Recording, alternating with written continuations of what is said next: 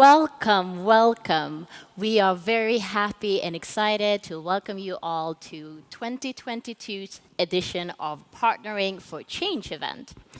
We have a fully packed afternoon planned for you, so get ready to be inspired, to learn something new, and to leave here focusing on possible solutions instead of just problems. All of our guests today represent different sectors, they come with different backgrounds, and that gives them a very unique perspective on the discussions that are going to be held today. That is the essence of partnering for change. We can't all do everything, but working together, we can all do something. Like I said, we will kick off this day right now, and we'll have a live stream discussion. Let me show you a slide of the program. We are going to start with a discussion of a complex world and how social entrepreneurship can be a catalyst for change. For the live part of the event, we have a live streamed audience who are watching us online. Welcome to you guys as well, and happy that you are here from across the globe. For those of you who are in the room, at 2:30, we're going to break out in breakout sessions. I think you've all already registered for those. I'm going to let you know where to go when it's time for that. And then at 4, we'll be back here at the main stage to discuss transforming our systems for change. As you can see, this is a full program, and it's going to be amazing. So I'm not going to lead you on any longer. It's time to get started. So first up, we have the host of today's event, the CEO of Partnering for Change, Sofia Breitholtz. Give her a warm applause.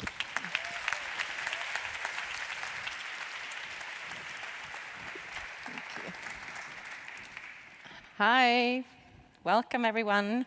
It's been a long time coming, this planning. It's so exciting to see you all here in person. And I know we have lots of great viewers who are joining us from across the globe. So welcome, Your Excellencies and esteemed guests. When I started my journey as a CEO of Reach for Change in 2017, the world actually looked quite a lot different than it does today. We had made a lot of gains and a lot of progress in the last decades.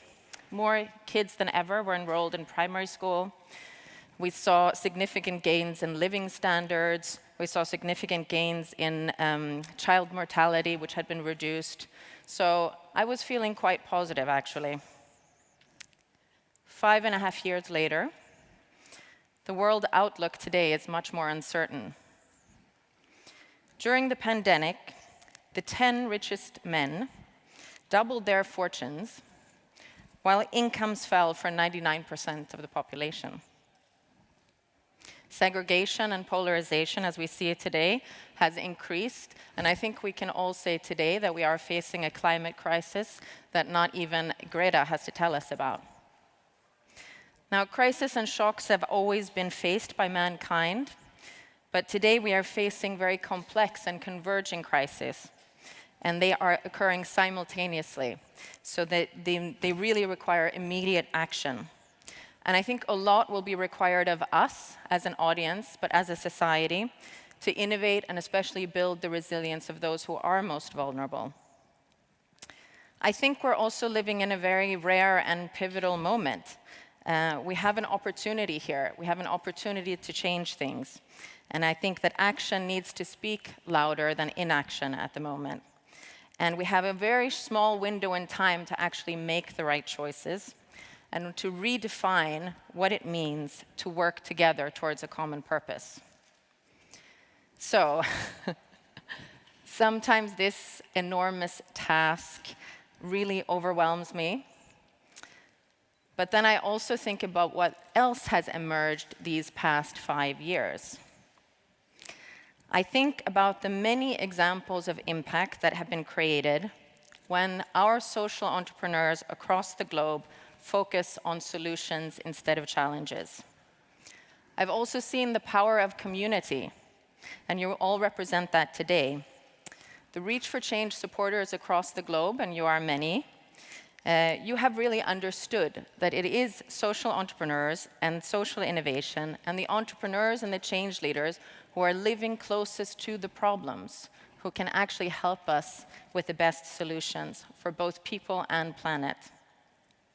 Now, I see how our social entrepreneurs, Exender, Kasim, Muna, who are all in the room here today, Cecilia, and many of those who have joining us online as well, they are a really critical part of the puzzle.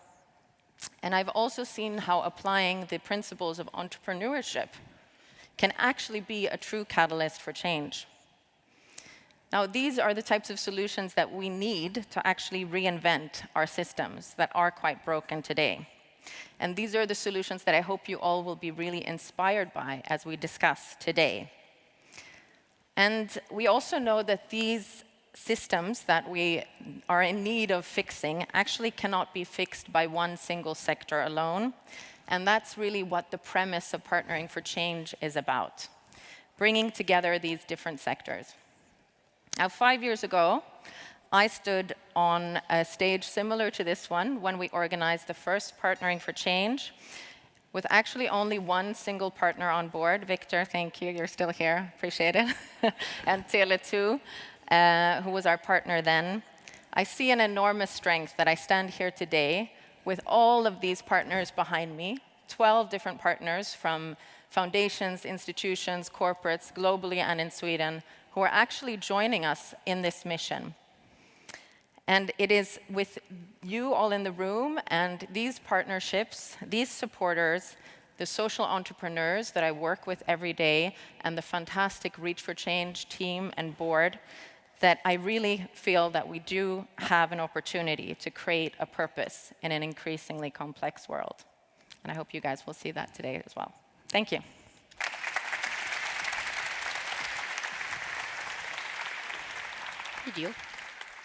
Video.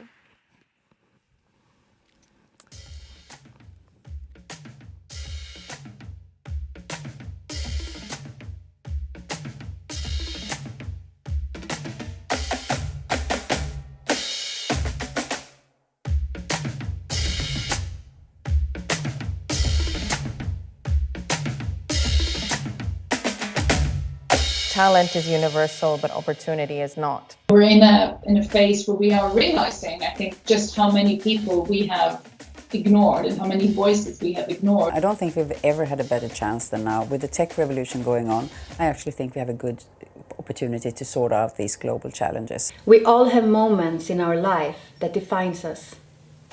Moments where we can choose to protest an injustice, act with kindness, learn something new. One voice can make a difference. And how important it is for all of us to always go against our own fear and stand up for what we believe in. You don't have to know everything, and you don't have to do everything on your own. We are always asking for new tools to implement the agenda. I believe that we already have all the tools that we need to implement it, but the big challenge is really to use them. My tip for a successful partnership is to have this long-term commitment. You need to be curious every day and never afraid from challenging and scrutinizing what you're doing in every partnership.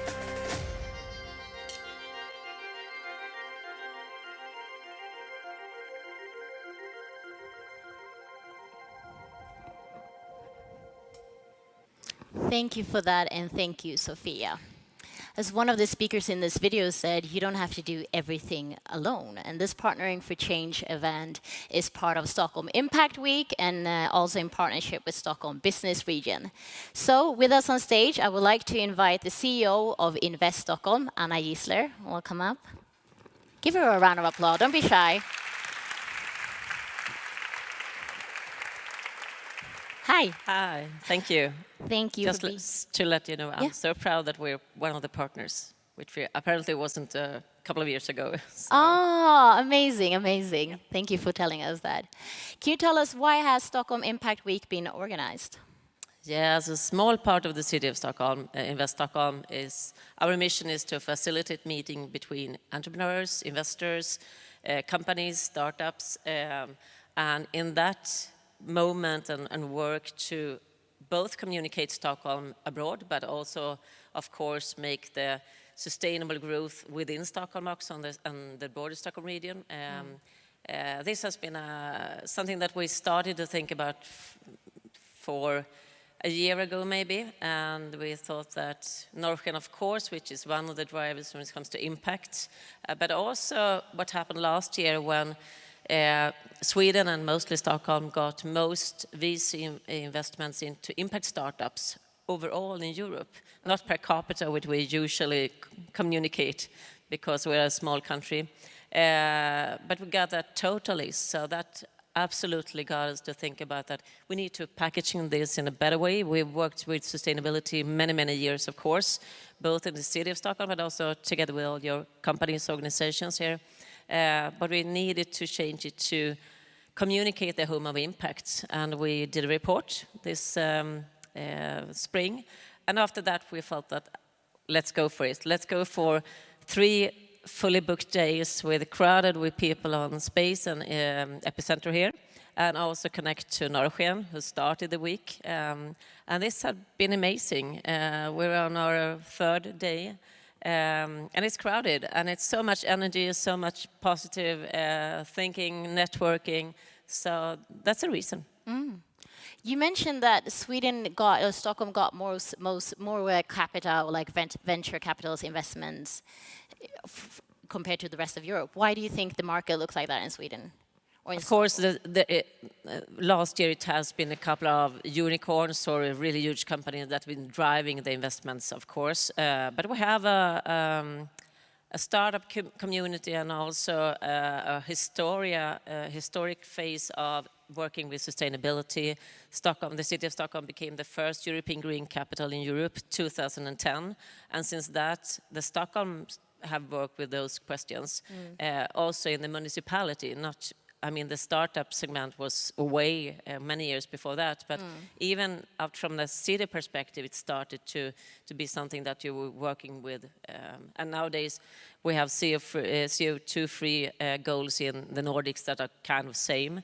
But we're driving the change in that case, actually, from the Nordics and from Sweden. Yeah, and why is it important for Sweden and for Stockholm to create social impact or to focus on making sure that there's a good market for it? Yeah, it's also a way to include people, of course, and it's also we have in Invest Stockholm a small program which we manage, which is called Stockholm Scale Up program, and that is specific for female founders in specific areas around Stockholm, the city of Stockholm. And this fall we will also open up that partnership and invite other partners to take part of that collaboration. So that is one part, of course.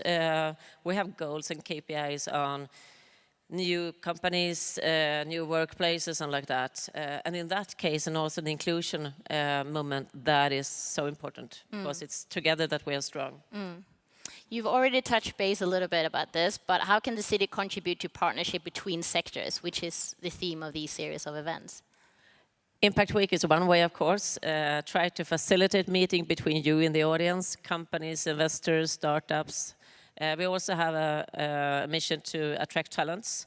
So this is also part of it, of course. So what we do as a city, and especially Invest Stockholm, is trying to facilitate and building the ground for a good. We have today, I think it's the 3rd best startup ecosystem in the world. And of course, we haven't done all of that, but we can do some small things to hopefully make it easier, and also in some way put a question up to the national and governmental level. Thank you very much, Anna Gissler. Thank you.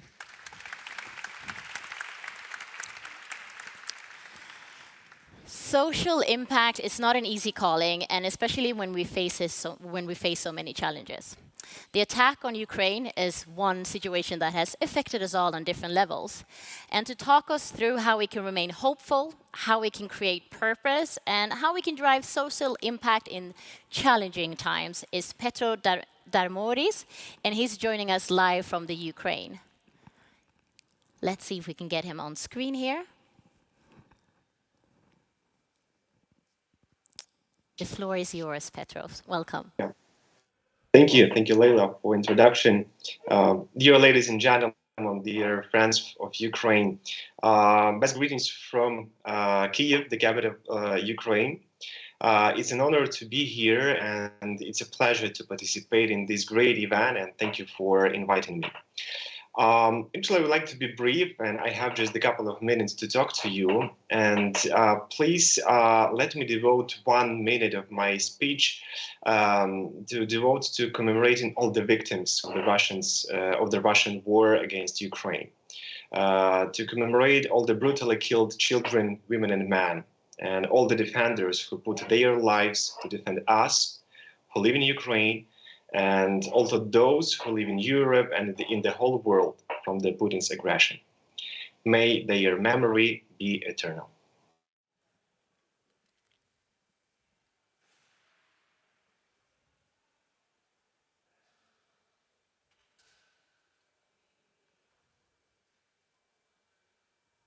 Thank you. It's obvious that the war in Ukraine triggered an unprecedented humanitarian crisis across all the country's region. And this war caused many issues, among which the most pressing is the high number of displaced persons and the rapid increase in unemployment among displaced and non-IDPs. The lack of cash and inability to generate income, there are the most pressing needs for displaced and non-displaced in Ukraine. During the first week of the war, about 75% of Ukrainian companies fully stopped their operations, and they are now relocating and trying to restart. However, lots of them have been totally destroyed. And this crisis is even more painful to social entrepreneurs who often have big capacities in business administration. Being social mission driven, the majority of Ukrainian social entrepreneurs temporarily stopped their business activities and started to provide their products or services for free or provide humanitarian assistance on 100% on voluntary basis. So consequently, their biggest challenge now is to reconstruct their business models and restart business operations. However, in these painful times, I believe in the power of social. I believe in the power of social economy and social entrepreneurship in Ukraine, especially in times of its reconstruction. And this belief is common among the social economy stakeholders in Ukraine. We believe in it because we have the most necessary resource for social entrepreneurship in Ukraine, the social capital. Given that much of the financial and non-financial resources had already been destroyed during the war, social capital was and still be a prominent means of acquiring necessary resources to support the ongoing needs of all sufferers from the war. Thanks to the social entrepreneurs, thousands of internally displaced persons have received new temporary accommodation, food, and other items necessary to survive. Those social entrepreneurs whose businesses survived, among them there are bakeries, human factories, farms, and so on, they are growing fast, which is incredible, and they creating new jobs, especially for those who lost their jobs and homes. And one more point, that in times of war, we experience incredible interest in education. Hundreds of people are applying to different acceleration programs, especially social business acceleration programs, to gain knowledge, mentorship, support, and funding to start new social businesses, to create new jobs and provide the most needed products and services now. So, in my opinion, social entrepreneurship is an effective way to serve those who suffer from the war now, and effective way to reconstruct the country in a post-war period. And our task here and now is to support social entrepreneurs with knowledge, consultant support, with financial resources to start or restart their businesses, build new supply chains, and enter new markets.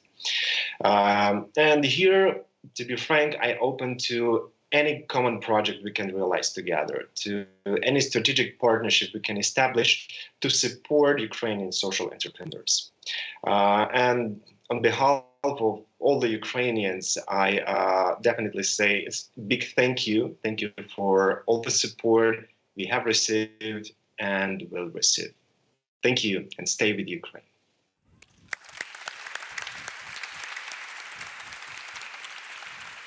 Thank you very much, Petro. That was very inspirational and very interesting to hear that in this time of crisis, people have looked at it as an opportunity to do social change. We had a talk, you and me, a few days ago, and you mentioned that the social entrepreneurship scene in this current shape is quite new in Ukraine, even before this invasion in February. Tell me a little bit more about why it's new and what that means for social entrepreneurs in Ukraine. Thank you for the question. The situation is that the social economy is in Ukraine, on the one hand, is a quite new concept, but on the other hand, it has been developing for more than a century. More than a century ago, it was a kind of in the huge cooperative movement. It was a movement, there were cooperatives of forestry, agriculture, oil unions, solidarity banks, and all of them worked for the social purposes of preserving and developing culture, school, and inclusion. Just imagine, in 1918, there were 15,000 cooperatives united in 222 unions. But unfortunately, this huge cooperative movement, which is actually the same as social entrepreneurship, it was destroyed because of the Soviet policy. And when Ukraine has got its independence in 1991, the idea of cooperatives started to rebuild and to renew, and actually the new notion reason in Ukraine, which is called social entrepreneurship as well. So actually, the quite new is the term social entrepreneurship, but the idea of social business is not new one. So actually, our dream and my goal now is to catalyze that movement. And actually, I see the goal to unite all of the stakeholders in Ukraine into kind of the common network to develop social entrepreneurship ecosystem. And if any of you would like also to make any contribution to this, to the social economy, social entrepreneurship ecosystem development in our country, feel free to contact. We would be glad to cooperate. You can easily find me on social media, or I guess organizers can freely and easily share my contacts with you. Thank you very much for your time, and yeah, thank you very much, Petros. Thank you. Petros is a board member of the Ukrainian Social Academy, if I didn't mention that. For those of you watching, this year Reach for Change and their partner Kyiv and Hogea are dedicating one spot in the incubator program next year to an entrepreneur from Ukraine who are working on the consequences of the Ukrainian invasion. And you can check it out on Reach for Change website. So, we have all been touched by the geopolitical crisis in Ukraine in some form or another, but today there are so many converging crises we have to navigate. So I would like to welcome up Jacob Wernerman, Director of Humanitarian Assistance at SIDA, and David Collste from the Stockholm Resilience Center. Give them a warm applause. Tack. Tusen tack. You've got a few seats to choose between there. Jacob, let me start with you. We just heard a little bit about the Ukraine crisis, and this has taken a lot of attention and it's well needed, but it's far from the only humanitarian crisis we are facing globally today. Can you take us through some of the big challenges we are facing? Yeah, first and foremost it's obviously always touching to hear people from the Ukraine and people living in crises at the moment to hear their stories and the challenges that they are facing. And although the Ukrainian crisis has gotten a lot of attention, unfortunately, it's far from the only humanitarian crisis that we're seeing in the world today. In fact, and I think I have a slide here that we can put up, the number of people that are living in humanitarian crisis and that is in need of humanitarian assistance in order to survive is dramatically increasing. So this chart that you see here is from 2015. There were some 90 million people, according to the UN, that were in need of humanitarian assistance in the world. Today, in the mid-2022, we're up in 308 million people. You can see that the shift has been dramatic in just the last number of years. And we're talking about 20, 30 plus different types of contexts where people are living in horrible situations and in need of this kind of support to survive. If we go to the next slide, there's a number of reasons for this, and I could talk forever about the complexity of the world, but one really clear trend that we see is the increasing number and intensity and complexity of conflicts around the world. The Russian invasion is one of those, but we see an increasing number of civil wars, civil strifes, unnamed armed groups in various territories that are causing havoc. And this is driving, and I would say is maybe the main driver of humanitarian needs in the world today. We have climate change, obviously, that we're seeing, like the floods that we see in Pakistan right now is maybe the latest example. The drought that we're seeing on the Horn of Africa, these are very much related to a changing environment, a changing climate that's having a detrimental impact on the very poorest people. The pandemic has done its part, and primarily the secondary effects of the pandemic, the complexity that this has shown for the most marginalized, most vulnerable people, primarily in terms of them becoming poorer and not being able to sustain their own livelihoods and their own lives. And then we have, on top of this, partially as a consequence, but not only, of the Russian invasion of the Ukraine, we have a global recession. And if you think of these 308 million people of the world, these are the poorest of the poor. These are the most marginalized, the most vulnerable people in the world. And these are the guys that are going to be suffering the most as a result of this. So today, there are 308 million people in need of humanitarian assistance. Jointly, the international humanitarian community is trying to target 206 million of these. We're not even attempting to target all of them because there's not enough capacity. That's at a cost of approximately $49 billion US. This is not small money that we're talking about in order to meet these needs. And currently, even though everybody is scrambling and digging through their pockets to see how we can support, this year, to meet these needs, collectively, the various governments of the world had collected some 34% of that funding. 34% of the funding needed to meet the 206 million out of the 308 million. That was some sad statistic, but very important to know better so we can do better.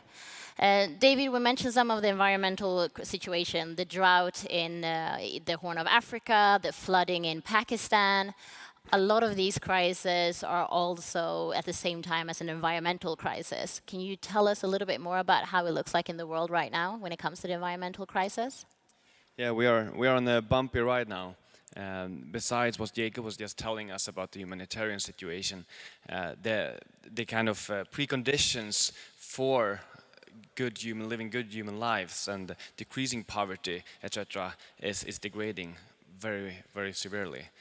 Last 15 years, or around 15 years ago, my colleagues were developing the planetary boundaries in order to set what is a resilient planet, like which are the 9 boundaries we need to stay within in order to ensure that we can live good human lives. And at that time, some of these had been quantified: climate change, biodiversity loss, etc. And then 4 out of 9 were considered being transgressed. This year, we got new research saying that we've also transgressed the planetary boundary on freshwater and the planetary boundaries of novel entities. That is what we human put into the environment in the form of plastics. So we're in a very dangerous situation with degrading the resilience of the planet. And who's harming the most for this? It's the global poor. It's the poor populations in the world that already are suffering, that will be hit the hardest by climate change, by flooding, and by all the consequences that we see from transgressing the planetary boundaries. And I think you also had a video to show us. Maybe we can screen that right now.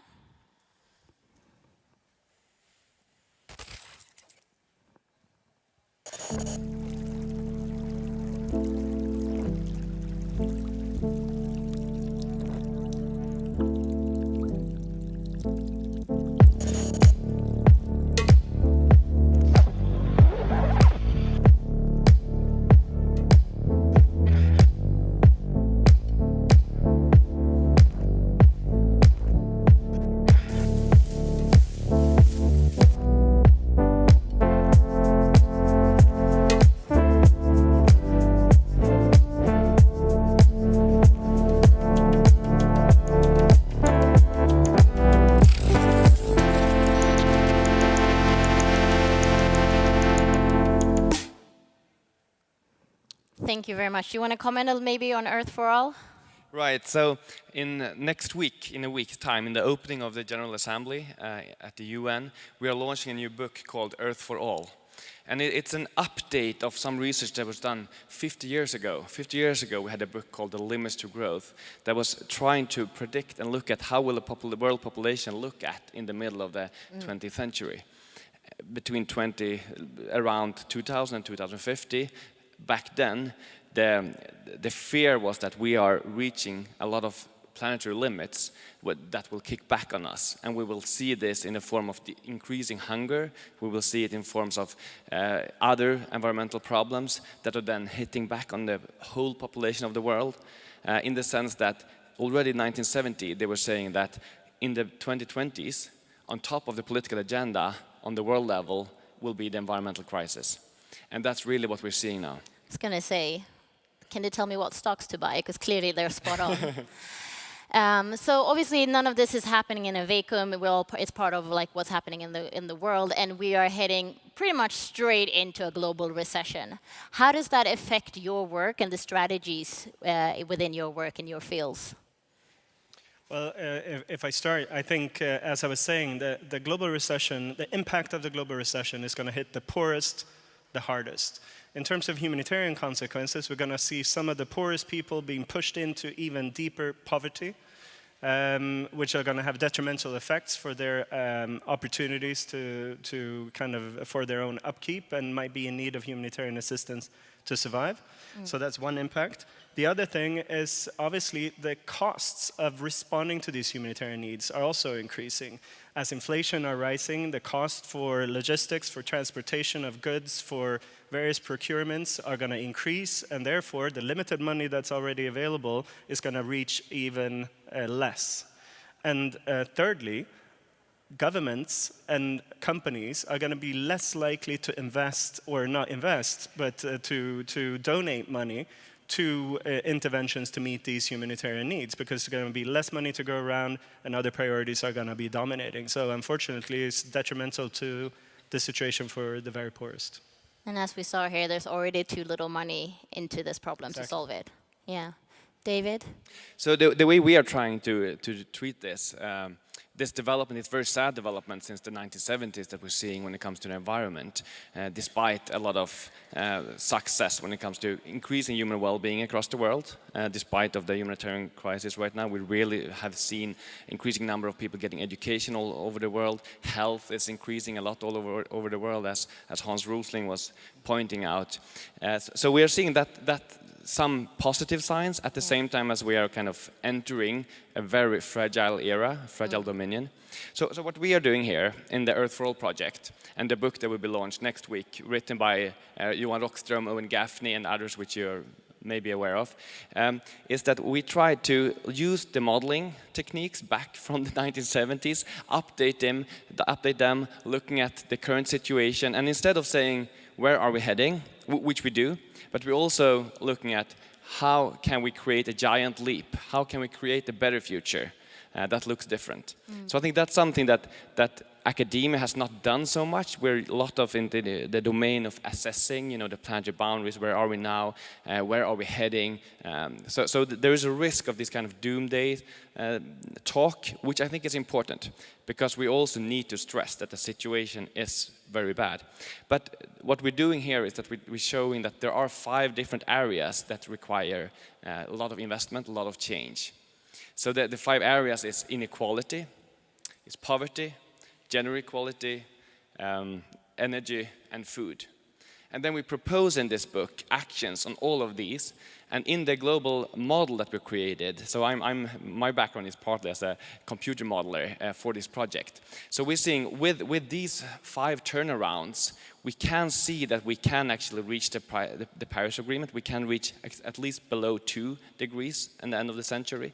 We can decrease global poverty, eradicate poverty by the end of the century, and so on and so forth. So we see that there is still room for massive change, but it requires at least these 5 turnarounds that we are talking about.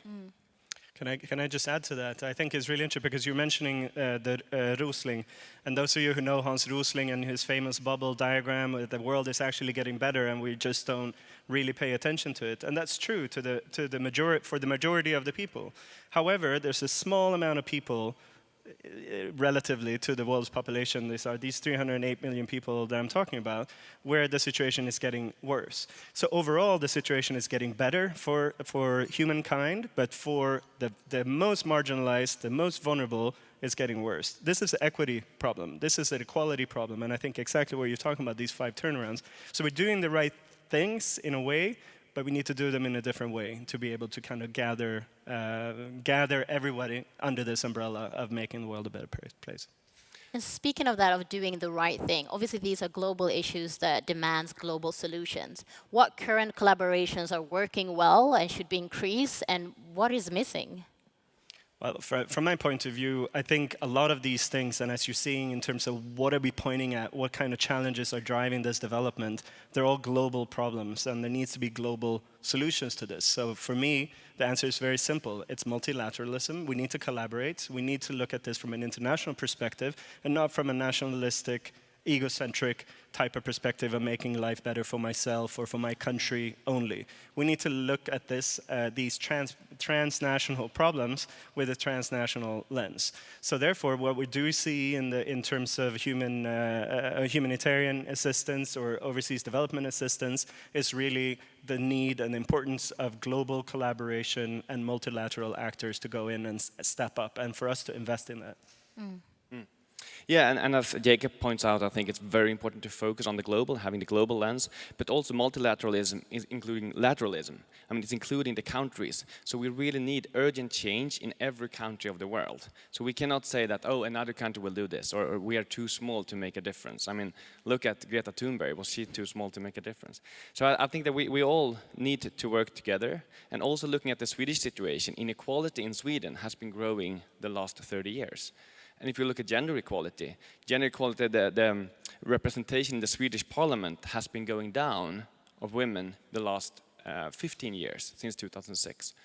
So that's one of the SDG targets that we are failing on.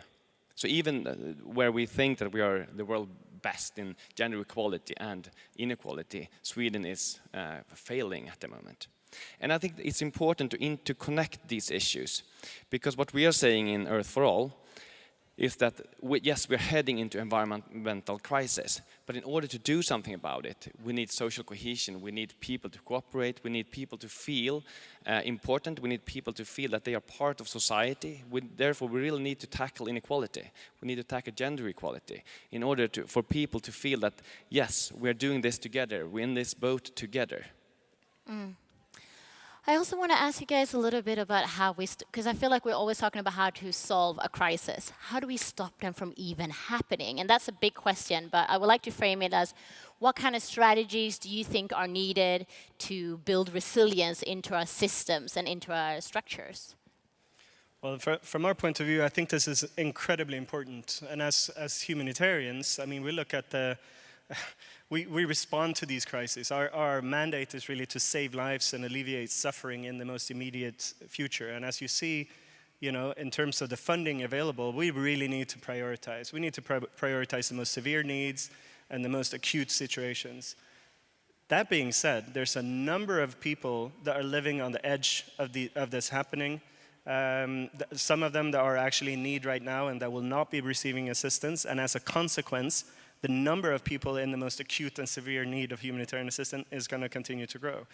That's in the short-term perspective. And then obviously we have the long-term. Humanitarian interventions, for instance, we're the firefighters of this. And when the world is burning, the firefighters are not the ones that are going to be able to solve the problems. We might be able to calm the fire, but that's not the solution, that's not the long-term solution. So what we really need to do is to build resilience. And I think we need to build resilience in the communities that are being affected. We need to build resilience in the national structures and systems in order to capacitate them to be able to respond to this kind of situation. But really what it's about is to make sure that communities themselves can withstand shock, can withstand stress, so that the impact of events, because the floods will happen, you know, the storms will come, the droughts will happen, there will always be conflict.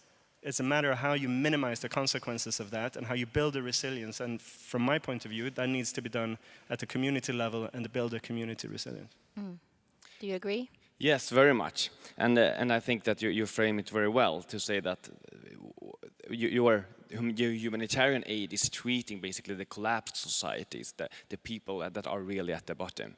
And coming from the Resilience Center, where we talk a lot about these issues, resilience is not the opposite of, resilience and stability is not the same word.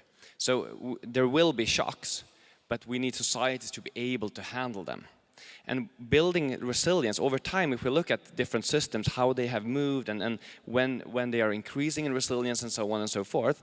If we look at the personal level, for example, personal resilience is often built after a crisis. So when you experience a loss of someone close to you, for example, in the worst case, you collapse and you need someone to pick you up. In the best case, you also, through this process, start to build resilience. You start to understand that, yes, I can go through this and I can get people helping me through this, and then you come out as a stronger person. From a country perspective, looking at where we are now with the horrible situation in Ukraine, but if you look at how Europe has acted here, we have acted as a European Union, I think, quite heavily and quite much in cooperation, comparing to, I think, what would have been the case without having the COVID pandemic just before. And why is it so? Because the COVID pandemic is a typical example of this kind of outside shock that is disturbing a system. What happened?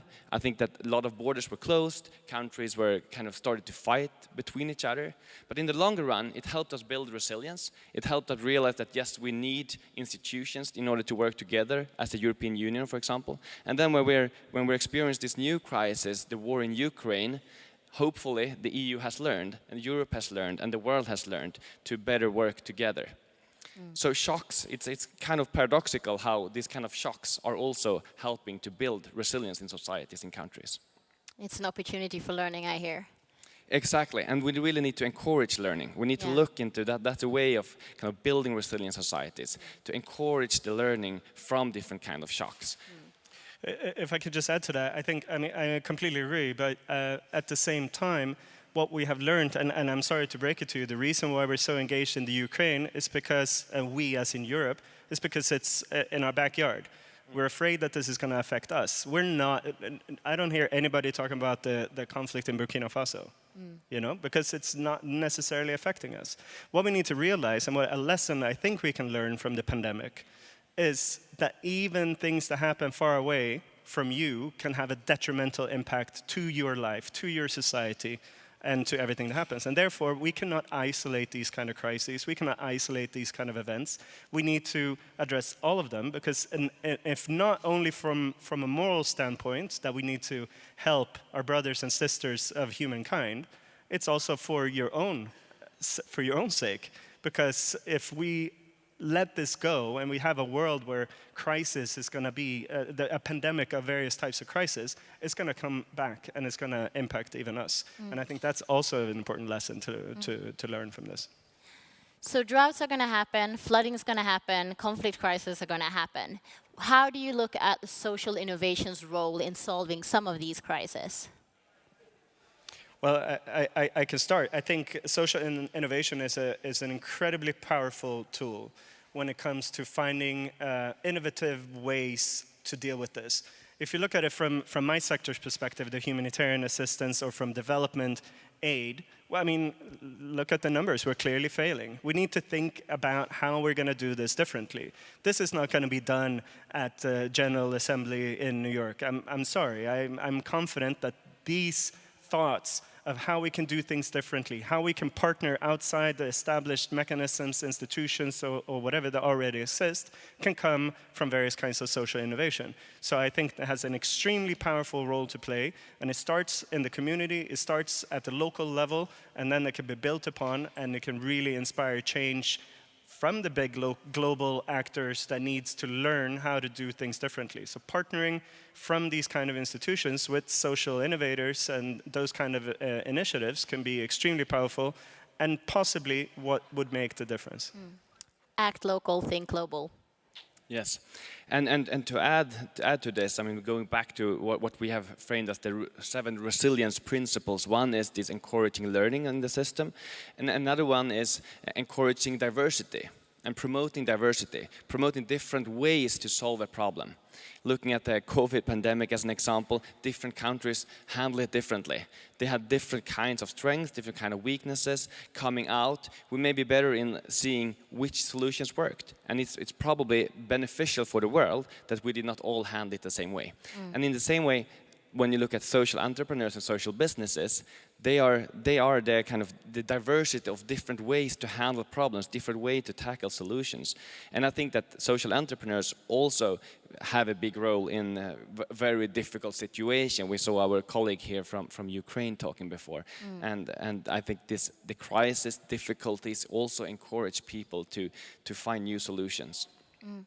Thank you very much.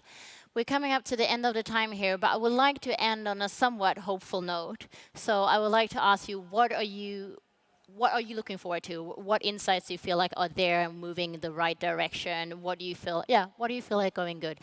Bring Hans Rosling's spirit into these rooms. Is things on some point getting better? And if not, how can we help for them to get better as individuals?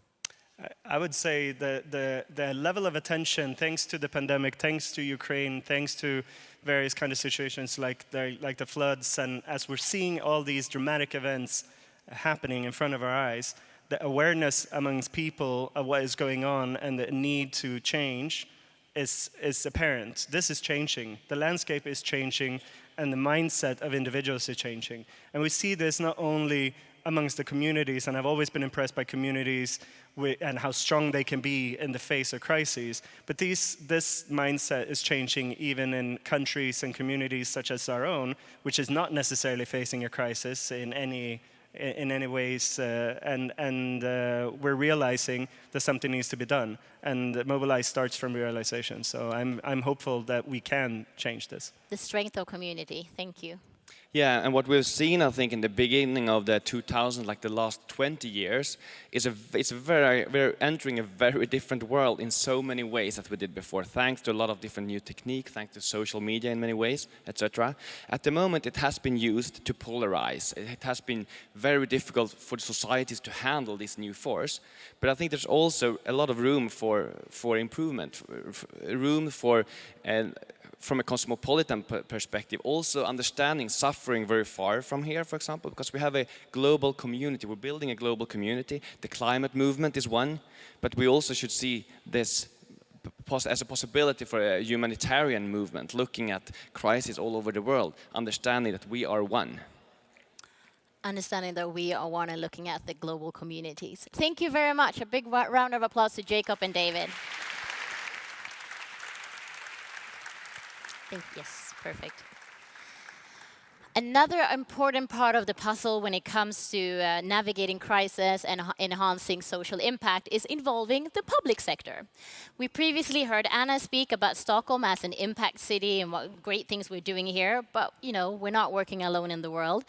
We have great examples for innovative public solutions globally, and therefore we're very happy to welcome Taiwan's Minister of Digital Affairs with us.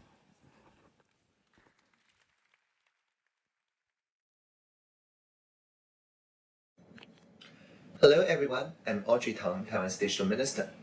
I'm very happy to participate in the Partnering for Change 2022 remotely via this pre-recorded message. and share with you Taiwan's people-public-private partnership in digital innovation. Taiwan is committed to achieve the UN's 2030 Sustainable Development Goals, the SDGs. And together with the rest of the world, we face the common challenges such as climate change, economic growth, social equality, and the gap between the connected and the disconnected.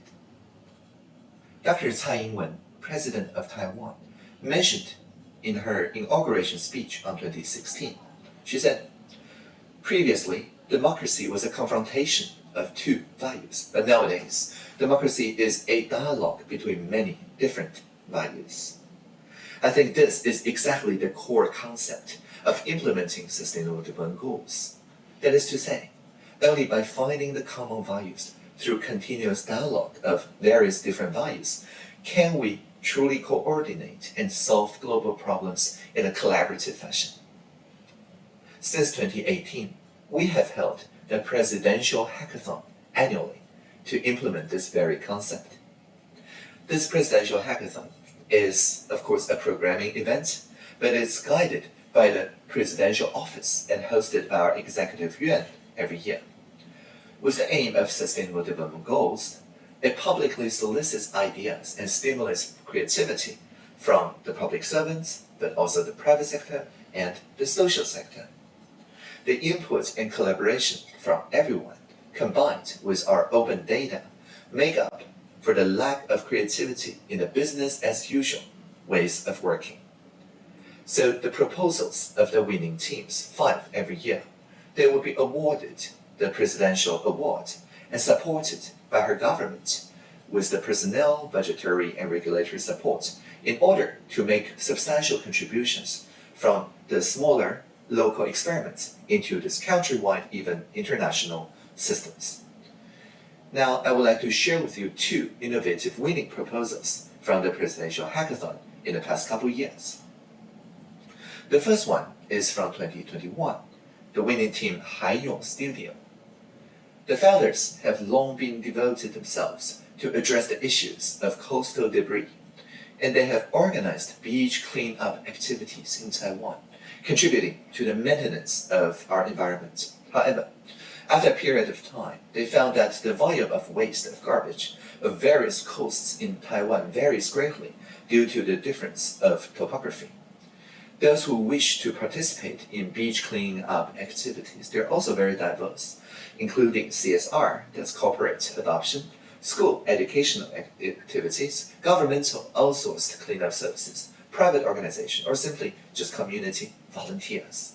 Now, with the lack of coordination between these resources related to beach cleaning, they found that some beaches end up being cleaned frequently, while some are not cleaned up at all. Now, in the past couple of years, our government has also allocated a lot of budget to remove the coastal debris. Nevertheless, coastal debris become a persistent pollution, so if efforts are not integrated and coordinated, no matter how much resource we put into, it will not be very effective. So it takes civic participation to flip the situation.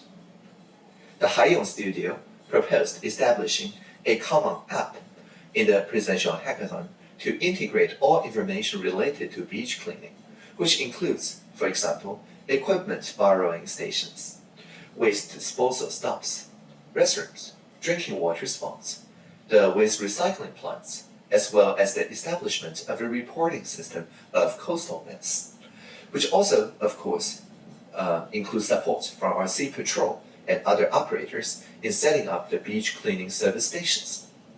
And in this way, it becomes much easier for people to initiate and join such cleaning activities so as to unite everyone's enthusiasm to work together to protect our environment. Currently, the team is conducting the functional tests of the app, and we plan by the end of the year that our Environmental Protection Agency's Coastal Beach Adoption System will be able to collaborate with the team to expand their function of reporting of the coastal mess. So by the end of the year, the proposal team will also complete the survey of beach cleaning stops, and they have already confirmed now that they are suitable for beach cleaning service stations to set up. They have additionally coordinated with local farmers, with local shops, to collect the discarded feedbacks and use them as beach cleaning garbage bags. The second example is from 2020. The winning team is called Circle Plus Feng Cha Station. Feng Cha, or tea serving, is a kind of spirit of hospitality in Taiwan. In our traditional society, the teapots and cups will be placed by the roadside, under trees, in front of temples, and a free tea will be provided to everyone who passes by. Now, the Feng Cha action was inspired by the enormous quantity of PET bottles found in those coastal cleaning activities. In order to reduce the waste caused by bottled water, the idea of developing the Feng Cha app came up. Combining innovative technologies with traditional hospitality community spirit, a map of drinking water stations has been established. So everyone can just bring their own cups and bottles and use the app to find the drinking water stations so that they do not have to buy additional bottled water. At the same time, we also achieve and quantify the goal of reducing the waste by using the recycled or upcycled bottles. By reducing purchases, we achieve circular economy together. As of end of June this year, the number of Feng Cha stations in Taiwan has exceeded 8,000, and the Feng Cha app has been downloaded more than 200,000 times.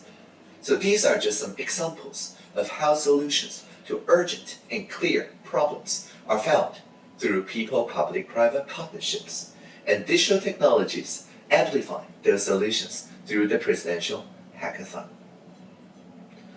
President Tsai announced on Earth Day, on April 22 last year, that Taiwan should keep pace with the world, and we will reach the goal of net zero emissions by 2050. The presidential hackathon in the past couple of years has already been focused on this very issue. So for example, this year's theme is Climate Action, Practicing Net Zero Internationally. Nearly 200 domestic and international innovative solutions has been received from home and abroad with the same united goal of finding solutions to those urgent, clear problems. There is a saying, if we are not part of the solution, we become part of the problem. I'm so glad to see such an event today, Partnering for Change, where everyone can discuss together the core of the problems in the world and become part of the solution together.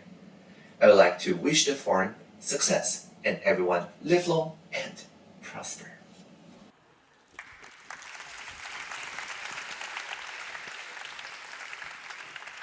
It feels very on brand to have the digital minister of Taiwan with us digitally. Thank you very much for that. Those were some great concrete examples on citizen-based dialogue and also social innovation in the public sector. And I would like to bring up Jenny Elfsberg, the Director and Head of Innovation Management at Vinnova, just to reflect a little bit about the Minister's lightning talk. Welcome. Thank you. We heard a little bit of what they do in Taiwan to promote social innovations. What do we do here? Well, first of all, I must say that I love those examples. Clear and urgent, that's pretty good. And here in Sweden, of course, we do a lot. We have really good actors like Reach for Change and Save the Children. And yeah, we have many strong actors.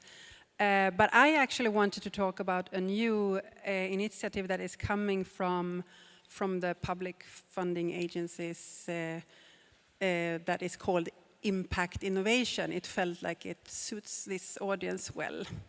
So that is our new strategic innovation programs, where we actually want to bring together the social, public, private sectors and solve big problems, wicked problems that we are going to deal more and more with also up here in the north. So we will help, we aim to close the gap between the sectors and close the gap between technology and social innovation with this initiative.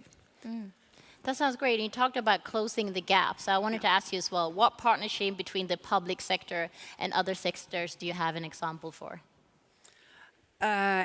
examples of great partnership that works well, where you can engage the the public sector, and as well as it could be any other sector. Yeah. Well, we do. We have many good examples of how a community, like a city, works with the local citizens there, and we have seen projects where we can. Examples can be.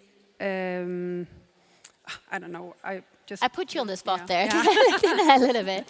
But what I would like to say is that the bad thing with many of these examples is that it has not been a long-term commitment. So really, really good examples, sometimes local commitment, but we lack the scalability. So we don't really spread it to others, and we don't really, keep it long-term. So because I know I had that questions at least, like what is the challenge we see, and it's really the long-term partnerships. If we want to close a gap between the different sectors where social innovation is a very important one for the challenges we're facing now, we have to have longer commitment, more predictable funding, if that's the thing, but funding is just a part. It's also the mobilizing demands also, money doesn't solve it solely. You also need the mobilization and the shared view on what we're going to accomplish and all that. So we have so many good examples, and we have a big problem to solve when it comes to the continuation. So we actually scale and export and also import new solutions. Is that something you're actively trying to work at?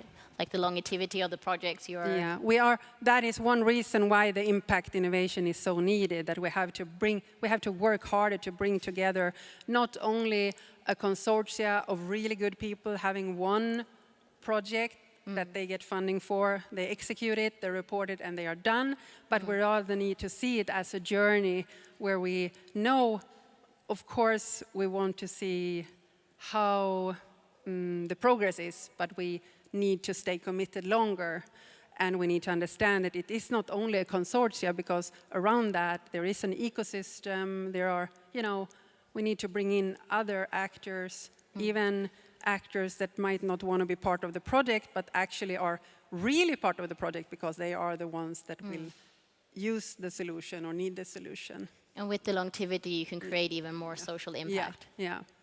You mentioned the ecosystem. How do we develop an even stronger ecosystem? Yeah.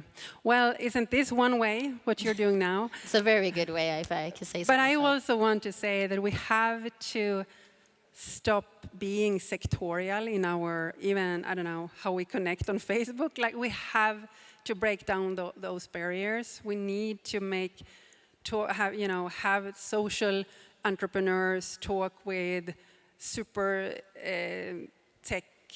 deep tech, like we have to just bring those people together, and large companies, they have to also reach out to these, and we need to reach out to them, because those the way we have seen innovation is not sufficient. The system innovation requires more of us.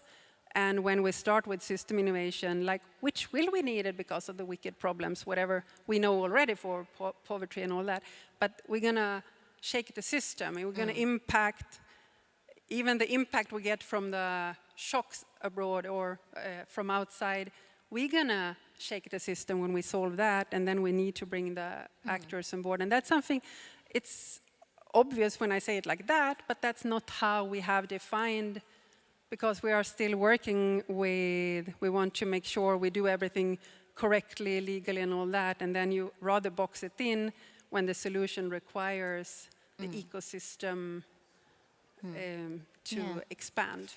So we need to break down walls, and the system isn't great. So maybe the system needs to change, and I'll bookmark that thought for later on today. Thank you very much, Jenny, for giving your thoughts of Audrey Tang's lightning talk. Thank you.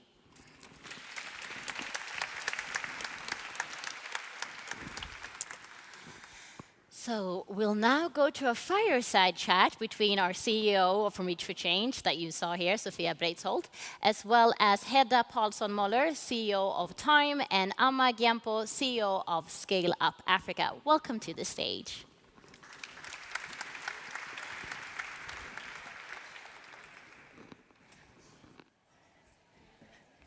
Yep.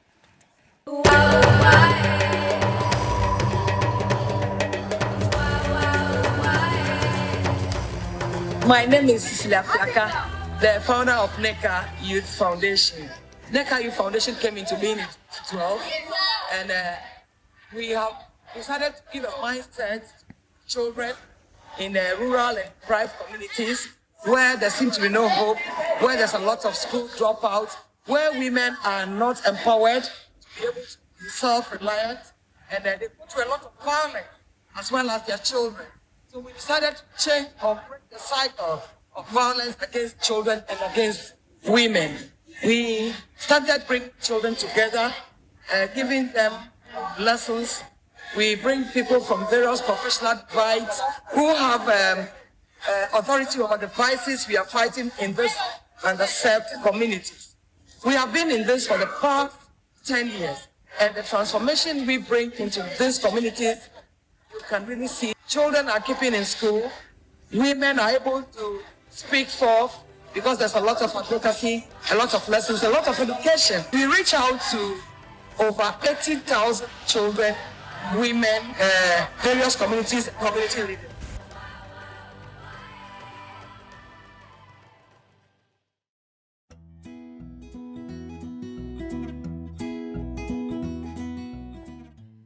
Hi, my name is Fatma. Hi, my name is Hamid. And we are the founders of Watoto Arts. At Watoto Arts, we create and produce dolls for all kids. We have dolls of different skin colors, different family constellations, and also different disabilities. Our journey began when we realized how homogeneous the toy market is today, both in terms of the appearances of dolls, but also in terms of their body shape. When we couldn't find dolls that could represent our own kids, we started to produce and design our own. And today we have a studio where we are welcoming and employing mainly women from the suburbs. In this way we are offering them a job and also a way of feeling included. We are very much looking forward to a future where we can be part of the solution so that all kids can feel included and represented.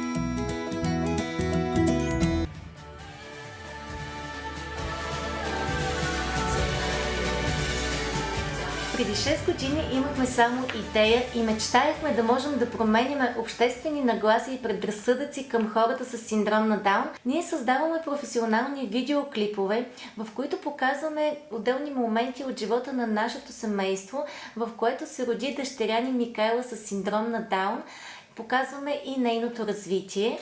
От 2018 година до момента подкрепяме 52 деца с синдром на Даун от 4 града в България напълно безплатно в проекти по адаптирано плуване, физиотерапия, музикотерапия и арт занимания. Променяме наредби на местно и национално ниво в полза на хората с синдром на Даун. В социалните мрежи ни следват над 240 000 последователи, а гледаността на видеоклиповете ни само в YouTube е над 40 милиона пъти. Ние действително влияем положително на хората и те променят своите предразсъдъци и нагласи към хората с синдром на Даун.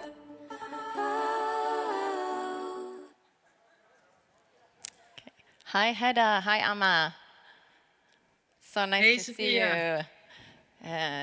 So I'm not sure if you've been listening in the whole afternoon, but we just now saw a clip of 3 of the entrepreneurs that are supported by Reach for Change across the globe. But before that, we've been actually talking about resilience in the face of crisis and how we really need to work with empowering communities now and think in a bit of a holistic way.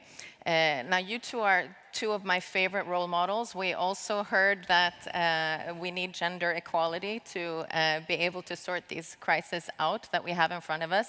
And you 2 are both pioneers of building an ecosystem for social entrepreneurship and social innovation, and dare I say also impact ventures.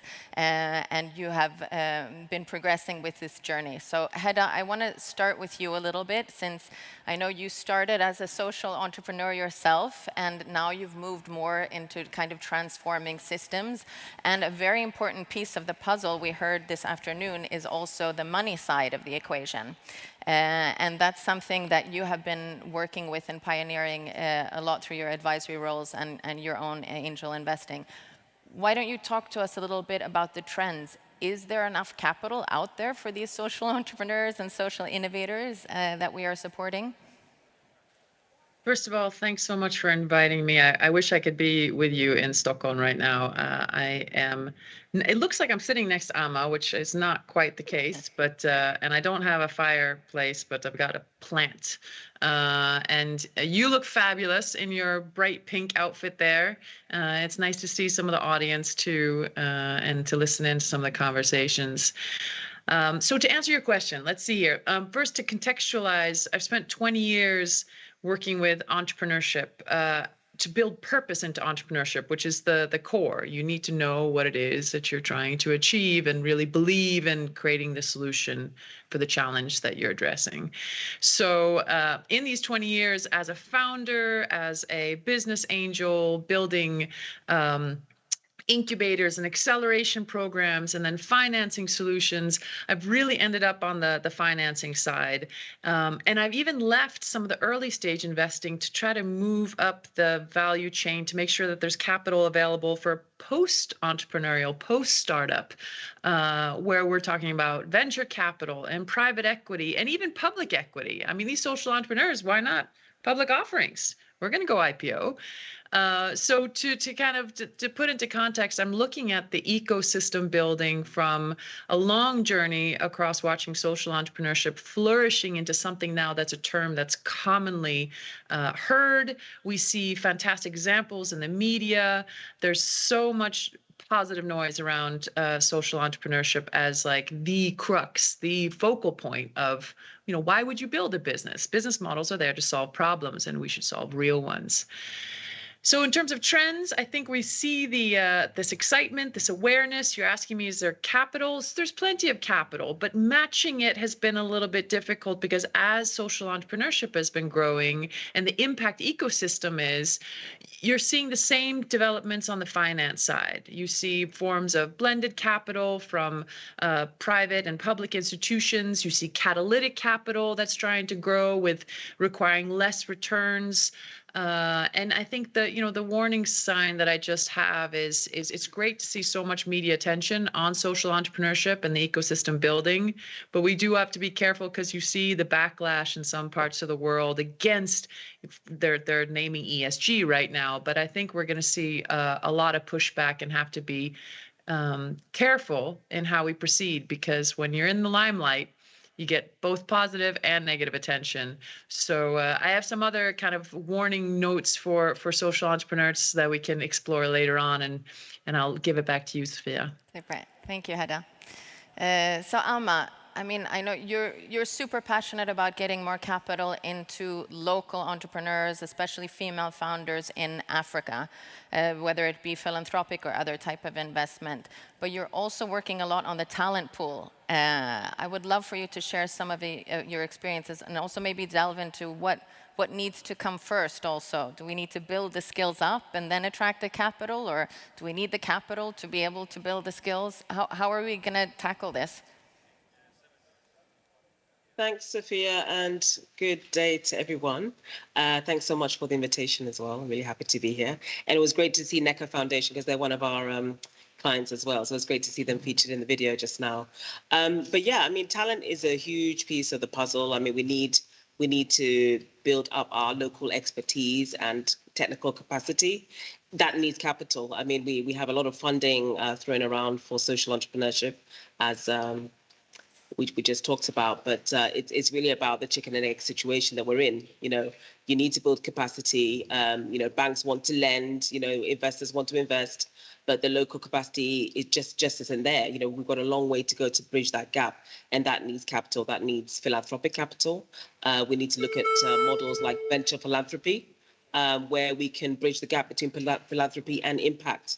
In developing those skills, we can then bridge the gaps around, you know, business processes, capacity building, and then also really developing local infrastructure. I mean, we need a lot of sort of impact funding to help us to bridge some of the infrastructure gaps. And I'm talking about communities that just need that one machine that will allow them to, you know, reduce their post-harvest losses drastically. We know from organizations like Convergence that, $8 million of grants mobilizes $1.5 million in private capital. So we know that it works. I think we just need to see more of that sort of, blended finance, impact investing, a lot of sort of catalytic conversations have been had with the foundations to maybe build their capacity to sort of look at the way that they can support models like venture philanthropy and blended finance in a way that is, scalable and address the urgent needs that we have for development and funding that will match that sort of talent gap and infrastructure gap that I just mentioned. Thank you, Amma. Hedda, I want to go back to you. I know you've talked about kind of the warning signs of what we see now, the ESG backlash you were talking about, but also impact washing. Will this have an effect on our entrepreneurs? Will it be difficult for them to look for capital now when we hear these kinds of terms? What's your take? Well, nothing can stop an entrepreneur to look for capital. What you're asking is a fair question, because as I was trying to indicate with my opening statements, is that in the beautiful movement around in the impact economy and impact investing and social entrepreneurship and venture philanthropy, with all the tension comes negative attention.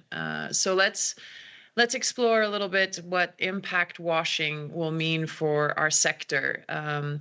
There's a tendency to create meaning by demeaning others. So that's an unfortunate habit in the mainstream finance section, which I think we're sometimes picking up here, even between, dare I say, the social entrepreneurs themselves, vying for attention and capital. And that's one of the warnings I really want to give social entrepreneurs, to be as supportive and inclusive in theories of change, which may not be the same. Values are different, and it's important to be as inclusive in our space as we recommend for our beneficiaries. So going back to the external threat, impact washing, unfortunately, is becoming a little bit of a witch hunt. And I think the purpose of the whole backlash is to create accountability and transparency, which we fundamentally require. If we're going to be able to do anything with integrity, we need to be transparent.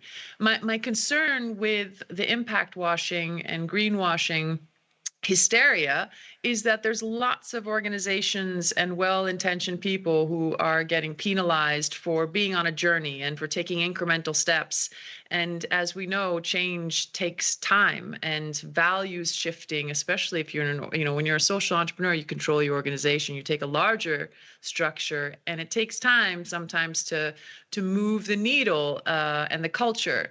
So I think in terms of for social enterprises looking for capital and are aware of the impact washing allegations, you need to be careful not to overstretch your targets, your promises, because that's what I think we're really pushing back against. To be realistic and again incremental in terms of what you hope to achieve.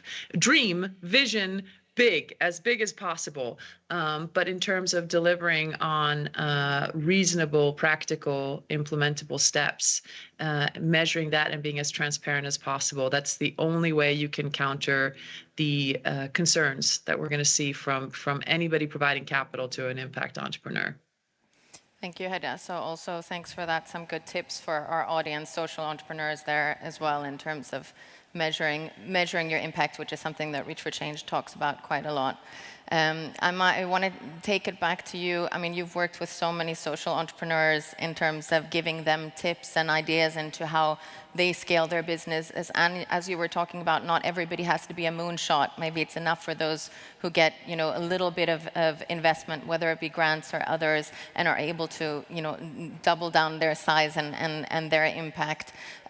So can you share with us maybe what do we need to build these more resilient communities that we've been talking about this afternoon, and how can social entrepreneurs be part of that transition? Yeah, I think we all as stakeholders, whether we're funders or, market builders or recipients of potential funding of any kind, we just need to really realize that, we are here to solve serious problems. It's sort of beyond urgent, and we know the issues around climate, gender. I mean, local communities. I mean, inflation it's gone bonkers. In this side of the world, traders are actually capitalizing, unfortunately, on inflation. So, if cost inflation's gone up by 15%, you're seeing prices almost double in the shops or in the forecourts. So it's making life very, very difficult. And I think, we just need to remember, again, like a previous speaker said, our why, our purpose, what problem are we solving? We need to think deeply about what that problem is and how we can all connect and join up our thinking and our approach to find the best way possible to solve those specific issues around the SDGs. And it's the SDGs that we all want to achieve.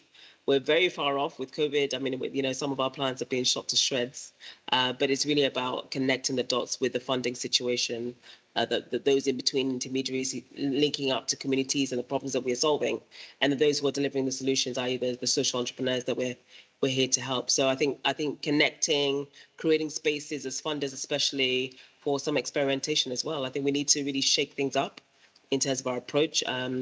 We know that the way that we've done things in the past has not necessarily worked, especially when we talk about development and sustainable development.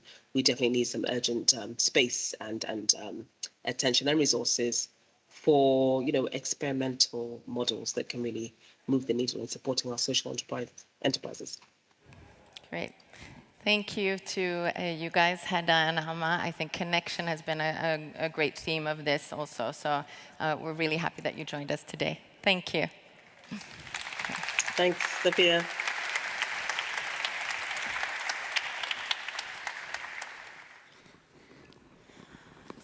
Thank you to our panelists for giving us a little bit of a better insight of what we need to create a better environment for social entrepreneurs, and also for the brilliant quote, "The inflation has gone bonkers." I'm going to keep that one. I thought that was a brilliant way to put it, and I think we can all agree.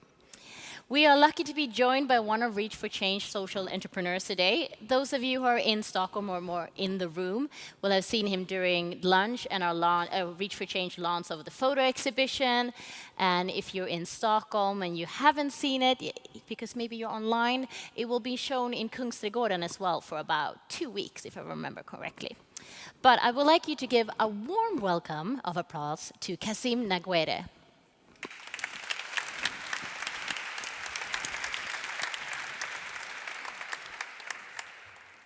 Welcome to the stage. How are you? I'm very fine.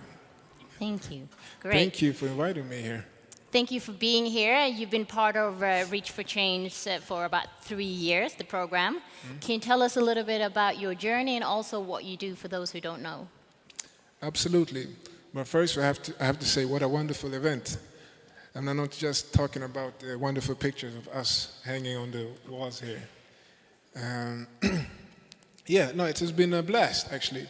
These 3 years has gone really fast, and we have done so much. I'm the founder of the Dröm Stort organization. We help youth with their goals and dreams and bring youth leaders.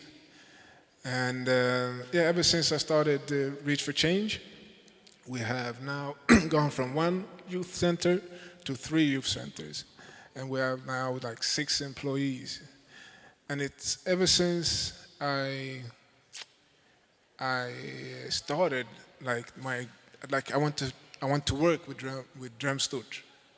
I want to be a part of Reach for Change network, because I needed someone that could match my energy and desire. Like, I knew that I could follow my goals because I played professional basketball.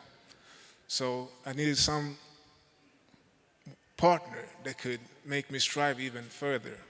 And that's what Reach for Change did for us. That sounds amazing. And you said that you now have 3 centers. Yeah. Tell me a little bit more about them.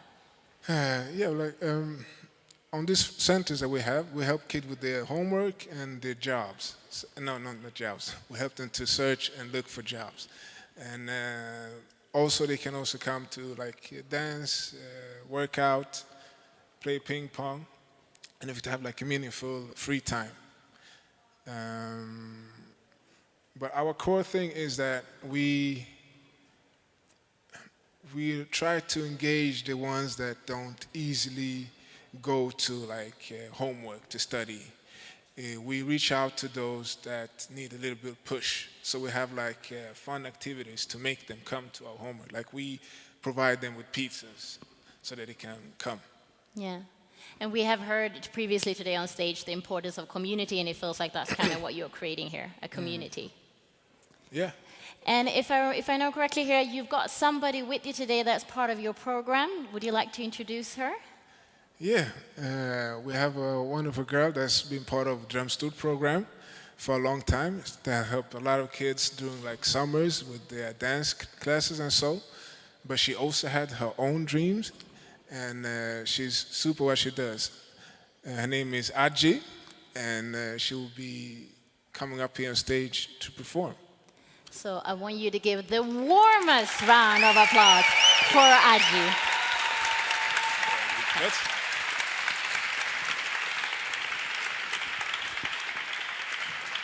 Hello.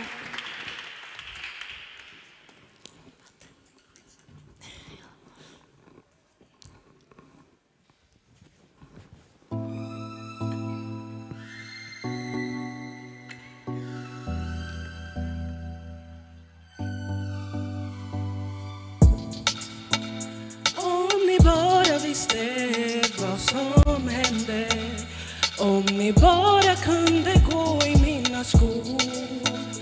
Sömnlösa nätter, pallar inte med pressen. Ville bort från allt och tagga härifrån. Men jag tackar Gud för ännu en dag. Familjen är allt imorgon, vet du inte vad du har. Imorgon vet du inte vad du har. Försöker blicka fram, men något drar mig bak. Och mina tankar de går om och om och om igen. Om och om igen. Allt som var, tro mig allt finns kvar. Och mina tankar de går om och om och om igen. Om och om igen.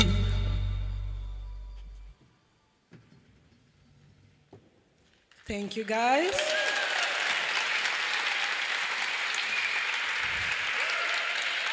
I'm gonna sing another song called Ta det lugnt, and this is the song.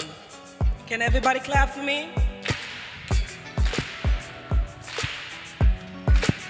De säger att du är 100, för jag säger vad jag tänker. Och jag har alltid din rygg, gumman sluta vara blyg. Jag kommer aldrig ensam, och jag kommer aldrig ändras. Fortsätt satsa på din musik, en stark karaktär, du är unik. Det blir inte med mig bara en mil, jag kommer för långt för att sluta. Pass på alla andra, de är avundsjuka. En vacker gambier högt över ryggen, rakt trycker gas. Och jag körde ingen broms, sitta långt för jag kan. Så ta vara på den tiden.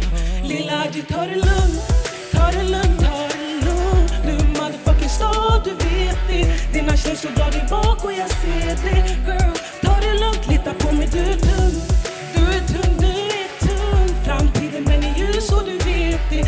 Dina haters kommer se det på TV. Girl, lilla Adji, ta det lugnt, ta det lugnt. Du motherfucking stad, du vet det. Dina känslor drar dig bak och jag ser det. Girl, ta det lugnt, lita på mig, du är tung. Du är tung. Framtiden den är ljus och du vet det. Dina haters kommer se det på TV. Girl, ta det lugnt, ta det lugnt, ta det lugnt.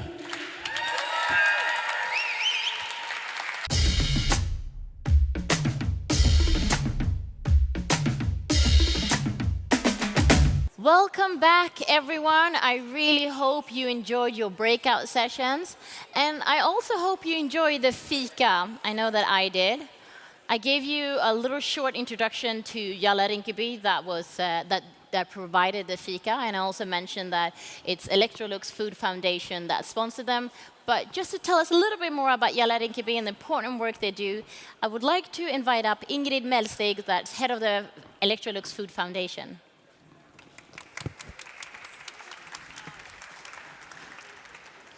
So that was a lovely fika. Can you tell us a little bit more about why you're working together with Jalla Rinkeby and what they do?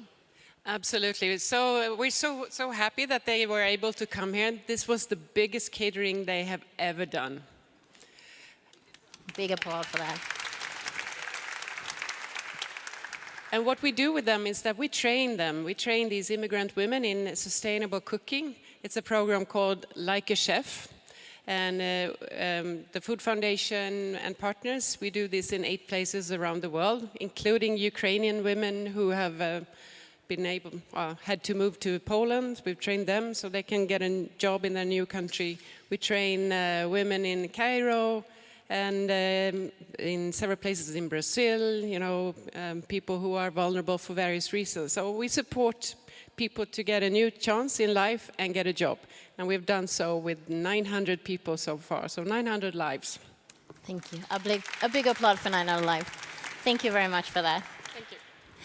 So we have learned today that if we are to create purpose in the face of crisis, we are to use social entrepreneurship as a tool, we also need to transform our system. This has been something that conversation that we've had throughout the day. And 2 key systems that we need to look at is 1, how we regenerate our economy instead of just extracting things. And also, how do we finance this transformation? So to sum up the discussions from the breakout on regenerative economy and impact investing, we have Torun Litzén, Chair of Reach for Change and Director of Corporate Communication at Kinnevik, as well as Benneth Bart, Managing Director at BMW Respond. Thank you. Thank you. Big applaud for them. If I start with you, Torun, can you sum up the discussion in your panel? What type of capital do we need to promote more social entrepreneurship? Yes, I think one of the key takeaways was we had a panel where we had 2 participants that actually work as funding social or impact investments. We had an equity investor, and then we had a representative who had been building impact companies. I think one key takeaway was that compared now to a couple of years ago, there's money out there for impact investors, and that the attitude to sort of supporting more impact-like investments has changed, which is positive. And I think the other conclusion was that the evaluation that the banks and so on do of these companies are actually quite similar to what they do of normal companies, but they have a higher tolerance for maybe lower profitability initially, and they very much evaluate whether these entrepreneurs have impact as their core goal, I would say. Mm-hmm. That's a very good news for everybody who wants to be or already is a social entrepreneur. Bennett, if we can change the way we invest, can we regenerate our economy? What did your panel conclude? I think the short answer is yes. The longer answer would be that it's very, very complex to do this, and investment is only one part of the equation. So we actually had a panel of impact investors, of impact entrepreneurs themselves. We had philanthropy on stage, and also science and how we transition science into startups. And we basically arrived at a conclusion that we need to address, I guess, the system in 2 ways. So in the long term, we need to understand what is our definition of value. Like, what are the metrics that we are maximizing for? Is it just financial profit? Or are we also maximizing for environmental outcomes, for social outcomes, etc.? And once this transition happens, we can start also growing in ways in which now the space already starts feeling cramped, right? There are so many businesses out there, everyone is putting sustainability out, but we can, by redefining what we mean by value, we can unlock new ways to growth and new understandings of growth. This is the long-term perspective. Now, to answer your question about impact investments, in the short term, I think investors, and particularly perhaps at the moment philanthropically motivated investors, can play a very critical role in de-risking certain investment opportunities for then conventional investors to move into the space and build upon that. Now, I was challenging the panel if we're just making it easy for investors, if they shouldn't also start sort of shifting their mindsets and shifting how they approach it rather than de-risking it for them and making it easy.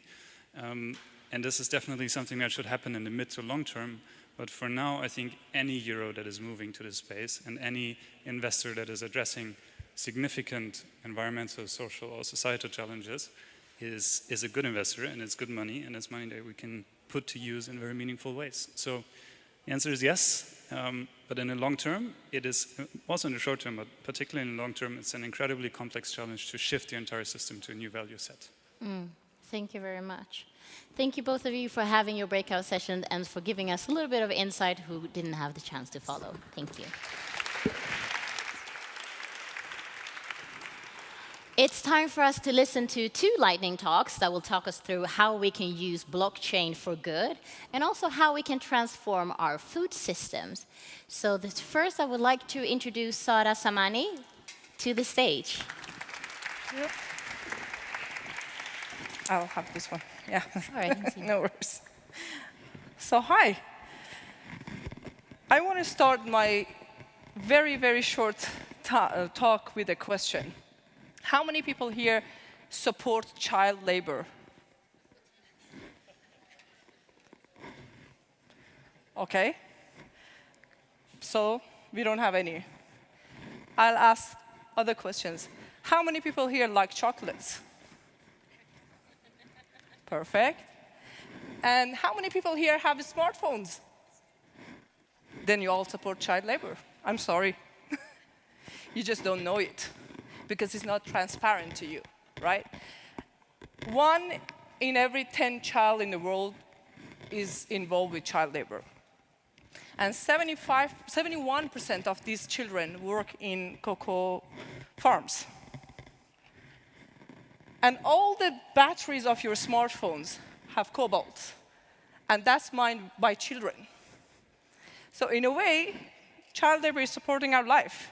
And we really don't know it because it's not transparent to us. So as a customer, we're not aware of it, right? But how would it be different? Would we possibly make a different choice if we were aware of it? I don't say 100% yes, but maybe, right? And maybe is much better than no, right? Maybe is a step forward.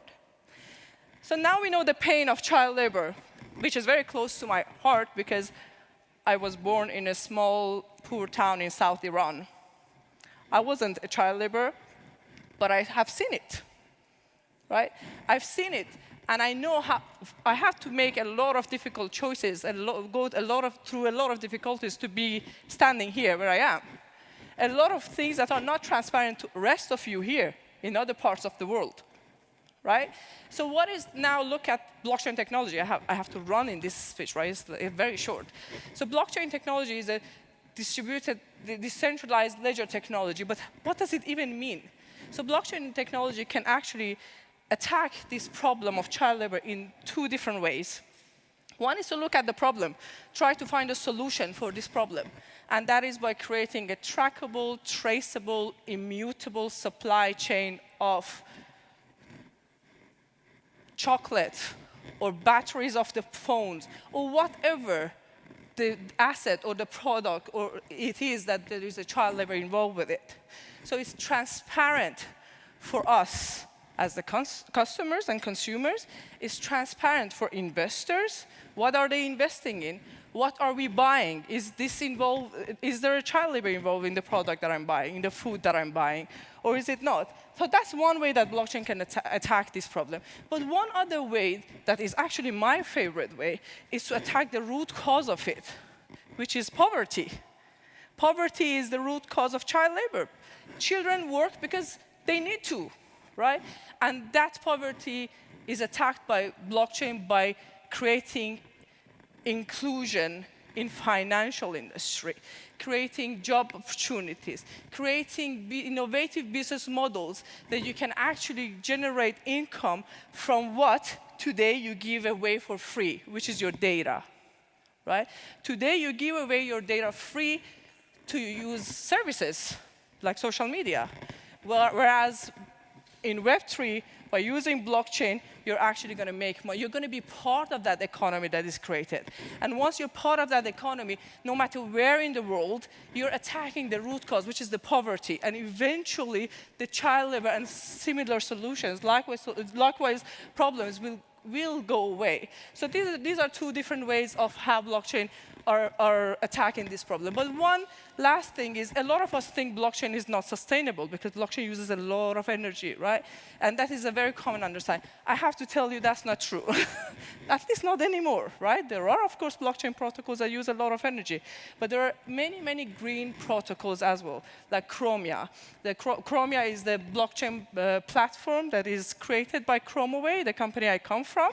We are based in Stockholm, and now we are partnering up with Reach for Change to provide blockchain platform, a technology platform for all the social entrepreneurs within their portfolio. So if you are one, then you're welcome to have a chat with us.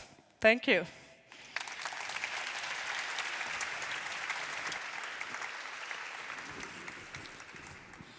Next, thank you very much. That gave me a complete new insight to blockchain's economy. Next up is Tove Chevalley, head of Electrolux Innovation Hub. A warm applause. Thank you. And thank you for an amazing lightning talk. So I think evidence today and I think this week and whatever we hear is that we know we need to change, right?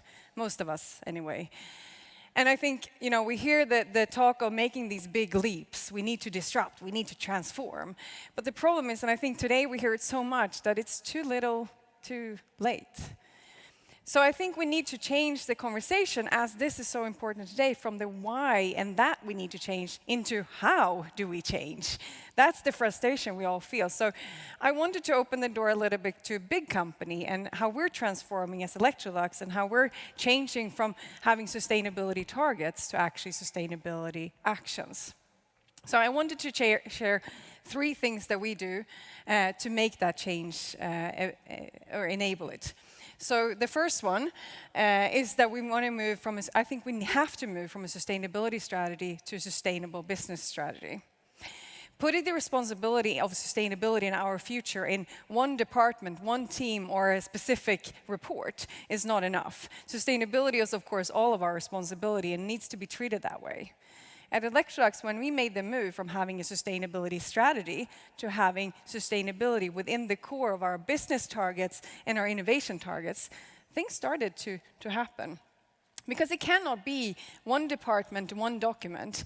It needs to be the whole company. So when we had our 52,000 big ship starting to work towards sustainability, things starts to happen.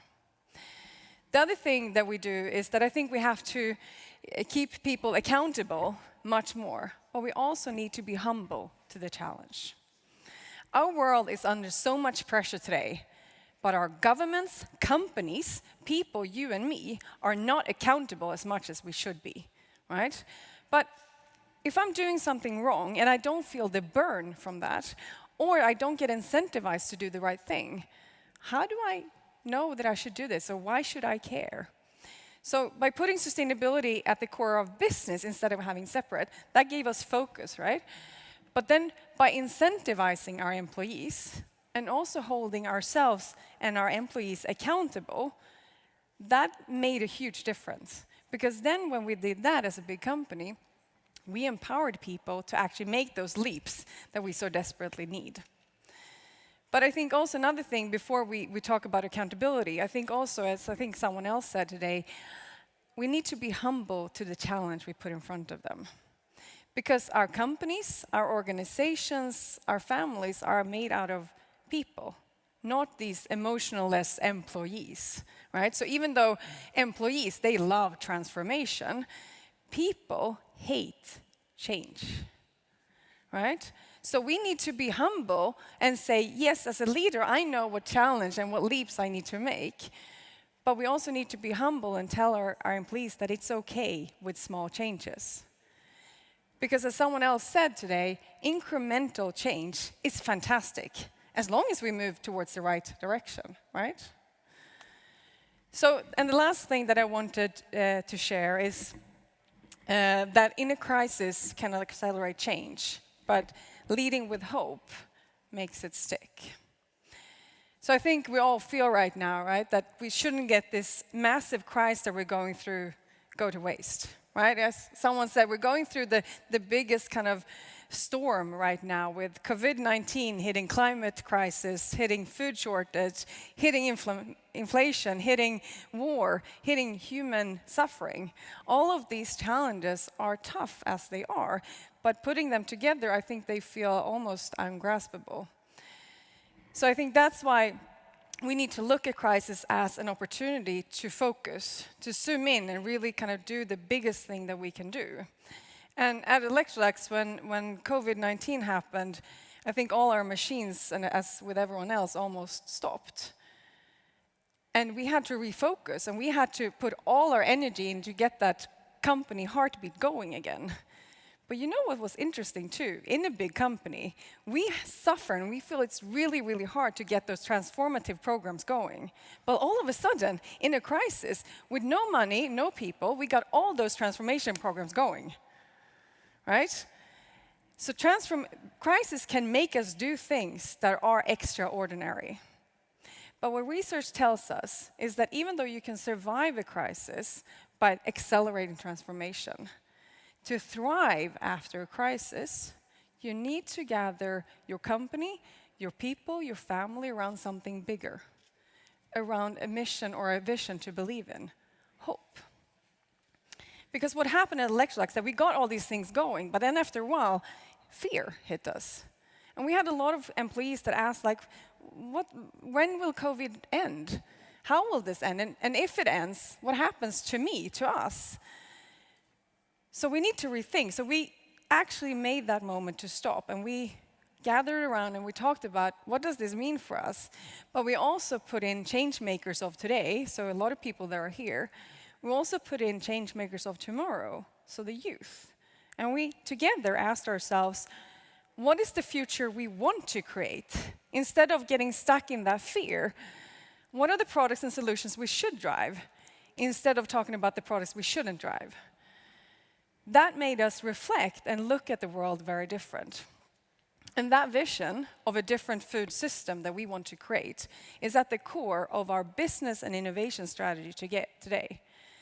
That has enabled our employees to have a long-term focus, because as we said, big companies, it takes a long time to change that machine. But when we change, we do amazing work.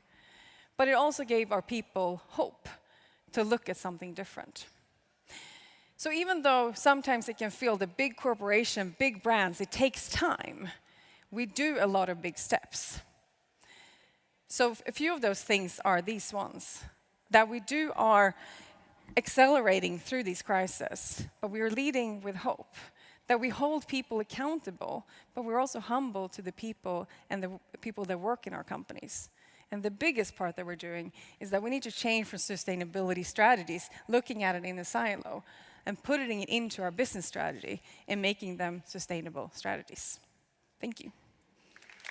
Thank you very much. Thank you, Tove, and thank you, Zara. Good use of those 5 minutes each. I feel very inspired, I have to say.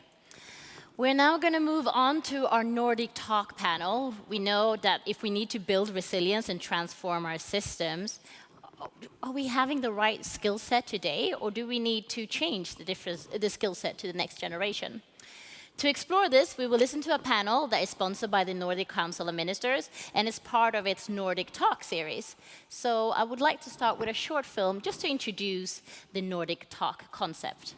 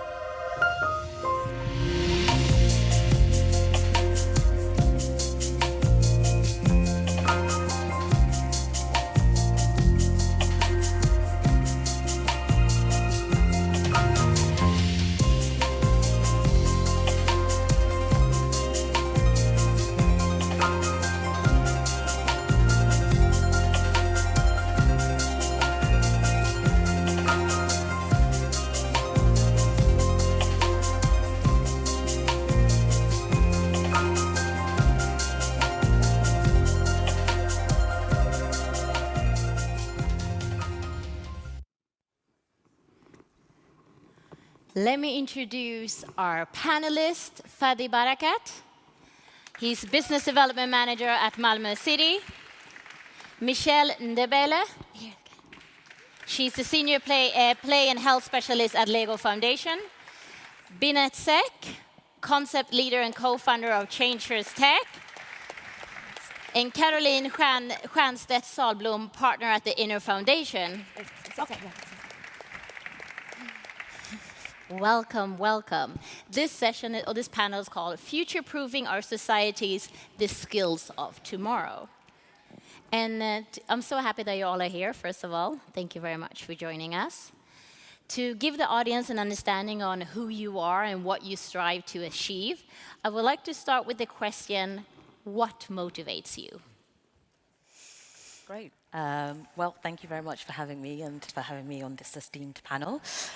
I would have to say what motivates me today personally and professionally is this idea of working towards a world where children, in all of their uniqueness, in all of their diversity, are able to enjoy their right to play, they're able to enjoy their right to learn, and they are thriving. I think what's been driving me across my career journey is kind of collaborating with others to break barriers, whether that's in health systems in my previous work, or whether that's in learning systems now in the Lego Foundation, where I'm working with social enterprises and social entrepreneurs that have innovative, inclusive, playful learning concepts for neurodivergent children. So it's really about breaking barriers, making learning systems much more accessible, making them much more inclusive and just more playful and child-centered. That's what drives me. Thank you very much. I'm up next.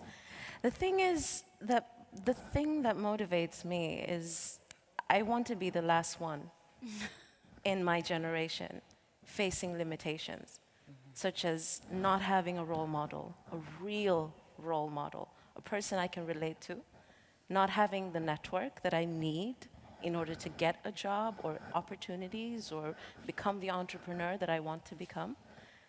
I also want to be the last person facing limitations such as knowledge. You know, we have a lot of it online, and a lot of it is for free. But what makes me transfer or transmit whatever knowledge I acquire into competence? Because that's the key question. Anyone can and should be able to acquire knowledge, but you need a place and a space to transform your knowledge into competence, because that's how you can get yourself to action and to change. The last one, I also want to be the last one, facing the uncertainty that do I really deserve a better life? Because when you're surrounded with adults and change makers and people that can affect your life, teachers, parents, anyone that is in authority, what you're waiting for is someone to tell you you're worthy of a better life. But before someone tells you, you gotta kind of feel it, right? And you have to be reminded why you are worthy of a better life. Those are the 4 main limitations I faced growing up. And in my daily work, I'm using the 4 limitations and transforming it into opportunities for the next coming generation. That motivates me. Thank you, Binette. Caroline? That feels. Yeah. What motivates me? Progress. The deep knowing that we can progress, both collectively and individual, that we can grow. So I think what really motivates me comes from frustration. Comes from a frustration that why can't we do better? And that is hard, because the flip side is, of course, my struggle. There is a lot of talks today about partnership, about social entrepreneurship, but I think what's all about, it's about collaboration, as you were saying. So for me, my deep motivation is, and I would put it in another word, and that is collective leadership. So knowing that we can do things better collectively. And that has been my really like the red thread through my life, is learning to know and also work with how can we do things better together. And also seeing that comes with the knowing that what do I have to learn in order to understand you better? Mm-hmm. And what do you have to learn to understand me better? Yeah. And so that's really been motivating me, that the progress, we can do a lot more together. So how do we really thrive collective leadership? Thank you. So beautiful to hear you all. I'm like almost in tears. The question is quite complicated for me to answer, what motivates me, but I'm going to give you a short answer. Actually, justice motivates me, and injustice gives me the fuel to make a change and make an impact in society. And I guess my main goal is to hack the central nervous system of society, try to make a change, an impact where we can change the structures in society. I'm not talking about doing projects that in the end will end up, in the recycle bin. I'm talking about really, really hacking the system and programming in new aspects to it that makes it more of a just system for all. Even Sweden as a country that is considered to be very equal in many ways has a lot of issues. We can only see the elections and the results of the elections. We're going to face a lot of challenges ahead.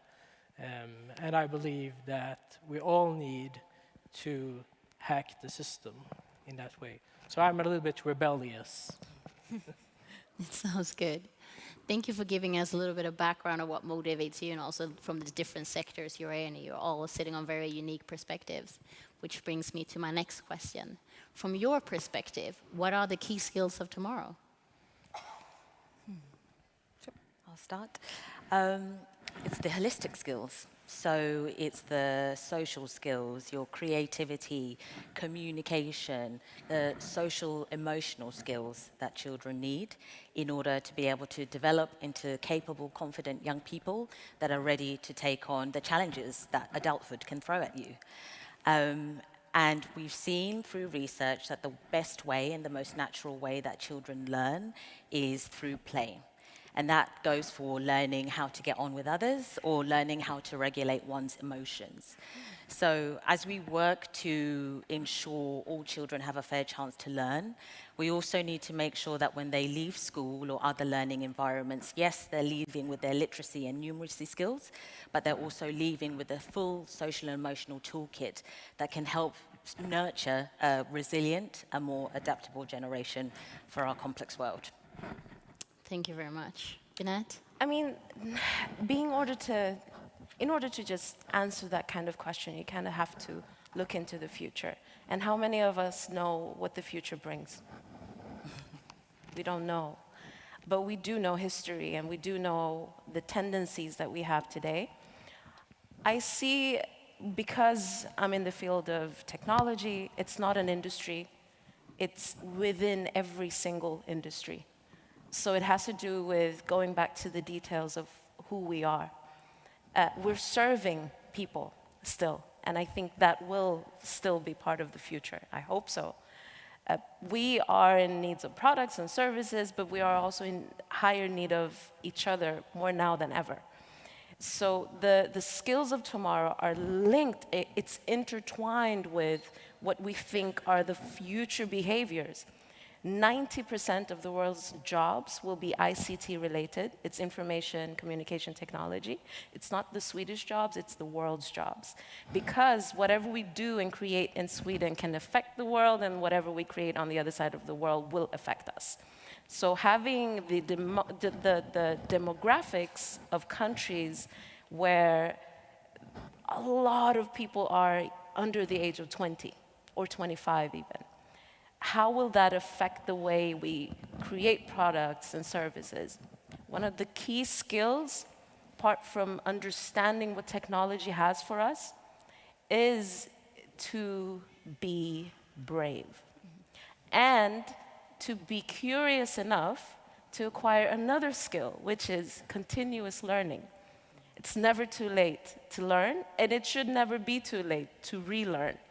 And just hit the reset button and say, from now on, based on where I am and where I stand and what I believe in, I want to learn X, Y, Z.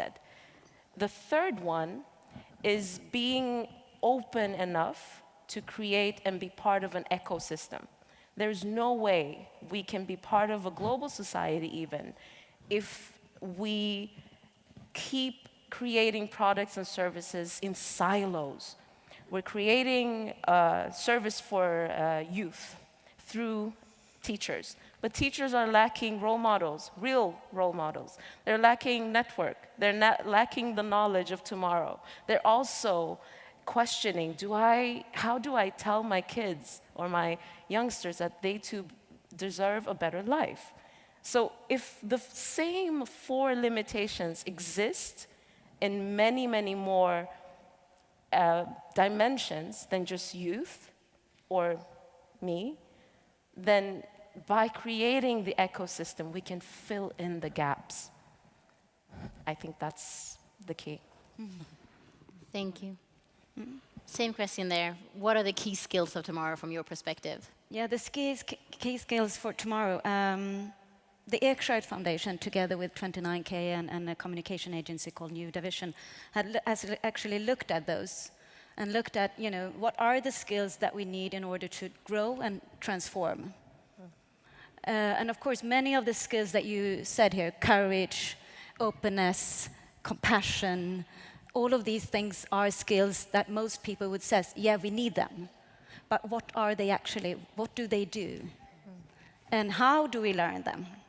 So what we created is a framework called Inner Development Goals, where we categorized all of these emotional and social cognitive skills that we would need in order to both heal, be well, and thrive. And what we can say about these transformational skills is that you're not born with them. Because many of us think, either I'm born open, or I'm born humble, or I'm born whatever. Yes, we are in one way, but we can all learn them. That requires a little bit of different settings than learning mathematics or a language or some of these. So we also need to learn what are the settings that we need in order to transform and have the transformational skills. But the 5 categories for the skills are, the first is being.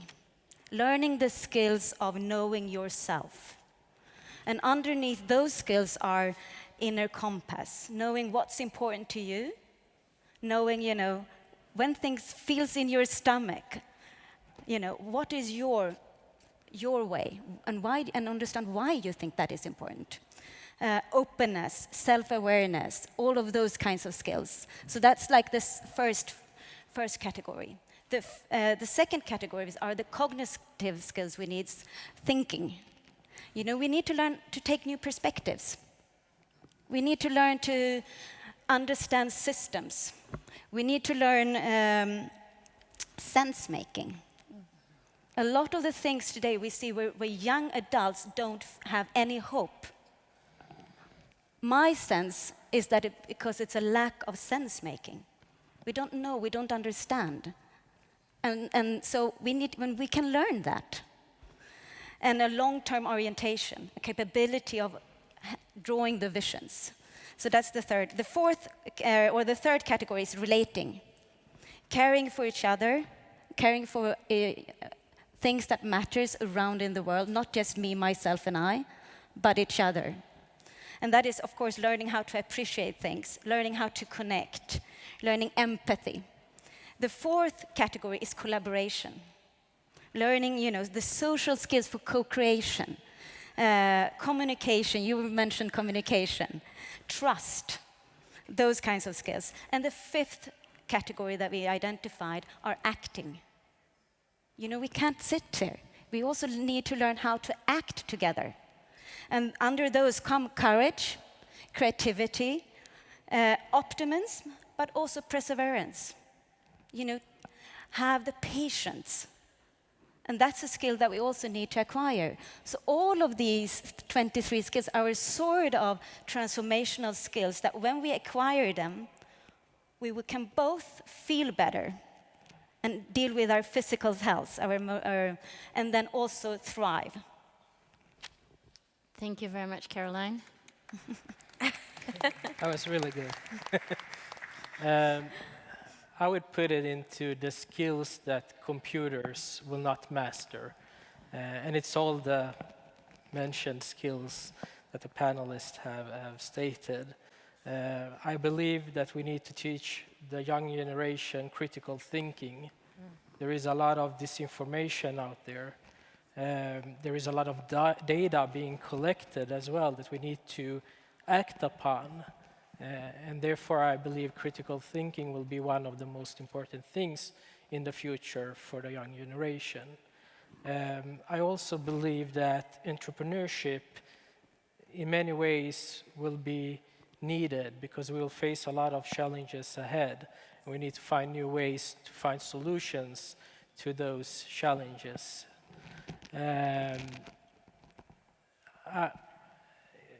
Inclusiveness in itself. How do we include others that are not the same as us? I think that will be also an important skill. How can we benefit from the diversity that we have around us that will increase enormously due to the crisis we'll face ahead? And one of the most important things, I believe, is spirituality. We need to teach the young people about spirituality. People are not feeling well today.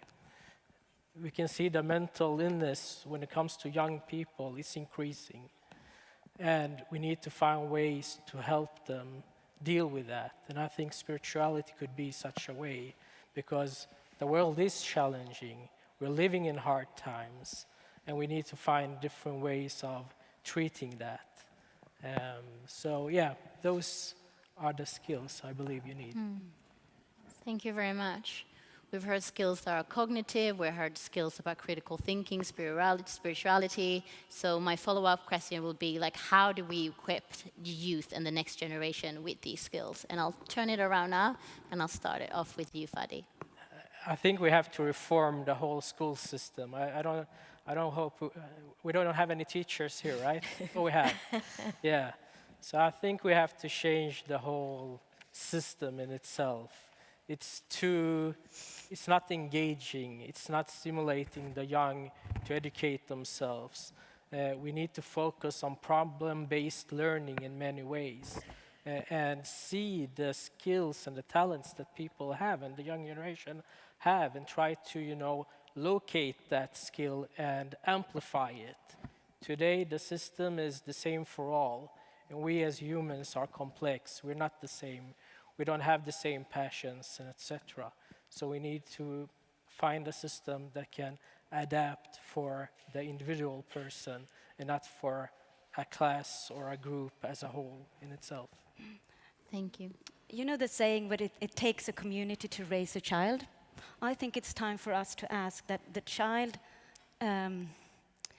needs the community right now. And the time, what I mean by, or I said it wrong, but what the research says is that the more you engage in the world, the more you are learning how to become a social entrepreneur, for example, or not everybody are a social entrepreneur, but the more you learn and engage in your community, the more also you develop in your transformational skills. And I think it's time for us to realize that within the school system, within all the, fria aktiviteter. Free activities. Free activities, after school. Yeah, after school work. So the more that they can engage the youth in being part of the community, that will also develop them with the skills so that you transform. And so we need to do that, and we need to allow them to engage in. And by doing that, they will create these brave spaces, not safe spaces, but brave spaces where you can have your courage, challenge each other, be challenged, and learn to agree to disagree. And by doing that, we create spaces for where we're not stressed, because we can also see that stress hinders us in the development. So learn to agree to disagree requires a community and requires community engagement. Thank you very much. Transforming our school system and brave spaces instead of just safe spaces. Just to add to your point, I completely agree. I think there needs to be a transformation of education systems and learning systems more broadly to take a more child-centered, playful approach, to prioritize children's well-being, as you were saying, and I think to give children agency. So research and evidence shows that when we as adults, when we see children as capable, when we give them that agency, the learning is more likely to be retained, and it's actually much deeper. So it's about us as adults kind of taking a step back, taking more of a guiding role rather than continuously directing or dictating what children are doing in their learning environments, and giving them the space to make decisions, to experiment in their own learning and take the lead in their own learning, as you were saying. So And the need for playfulness. And the need for playfulness as well. We often forget that. Yes. And that's like the bottom line. Yeah. As I said earlier, play is the most natural way that children learn across all subjects and across all ages. So it's really about prioritizing that. Thank you very much. We're adding agency as one of the important way of equipping the next generation. Binette? I seriously thought I could create, or our communities could create, a place for the next coming generation by speaking about them. I think the tendencies we have is speaking about each other rather than with each other. And when we define something like something for the future or define children, it's such a broad aspect that we have to bring it back to the individual. Speaking of societal issues, for instance, it has to go through the organization, and then it goes through relationships. Then it reaches the individual. I've taught myself to put the research into action by live researching what would happen to the individual if we do it the other way around. Looking at who we have around ourselves, who are the people we're talking about, and can we speak to them and ask them what they need? Are they, from an individual perspective, are they curious? Do they want to learn something? Do they want to get a job? Or what are their pain points? Could it be so that we have a lot in common after doing extreme amount of actions? We have a lot in common. For instance, the individual from Tensta has a lot in common with the individual in Ethiopia. But you have to look at the individual and take that step by step through one individual at a time. Make sure that they have a real model, that they have the network they need, that they have the knowledge that they need, but more importantly, that they can transform the knowledge into competence. Then you have to instill with themselves that they do belong and that they do, that they are worthy of a better life. Let me give you this example. Can I? Yes. So when I speak to youngsters and I go to schools or we invite them to our initiatives, the thing that I often tell them is that you can follow 1 million people and you can actually purchase robots so that it looks like you have 1 million followers.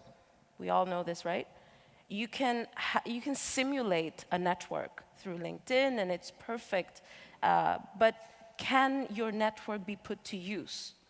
Do you feel comfortable connecting with another human being? And you can actually print out all the diplomas in the world and we can place them around this beautiful building. But it does not mean, these 3 things does not lead to the job that you need or to the actions that you need to take or to feel that you belong. what makes the difference is knowing that you are worthy of a better life. And I think we are guilty of that. We have to start seeing and talking with people rather than about them. And having the inclusivity aspect on top of everything, it has to do with whom are we talking about? Who are the people that we need to include? And who am I? What actions and access do I have? Do I have the ability to open the door and leave it open for the next coming generation? This is, I think, a deep conversation that we need to put into action. Thank you very much. The importance of looking around you and seeing who's there and how are we talking about them. But inclusiveness, we all know how hard it is to learn that. And I think we need to be humble in terms of, yes, it starts with each and every one of us, but also how do we collaborate and learn the skills for starting to reach out a hand, to really work with that mindset as you were talking about. And I think that's a skill set that we need to give our youth and have them trained on that equally together with us as an adult.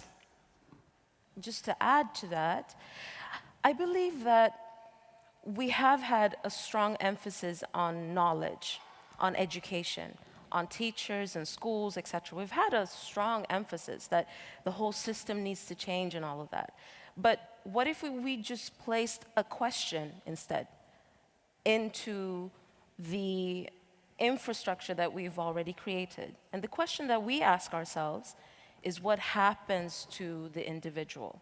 What happens to you when you are expected to learn, but you need the most fundamental skills in order to learn on an individual basis? And you have to be curious enough to understand, what are the ways I learn? And what are the things I need in order to thrive or make the actions I need in my life? So having the educational skill set or the teaching around it, it's very important.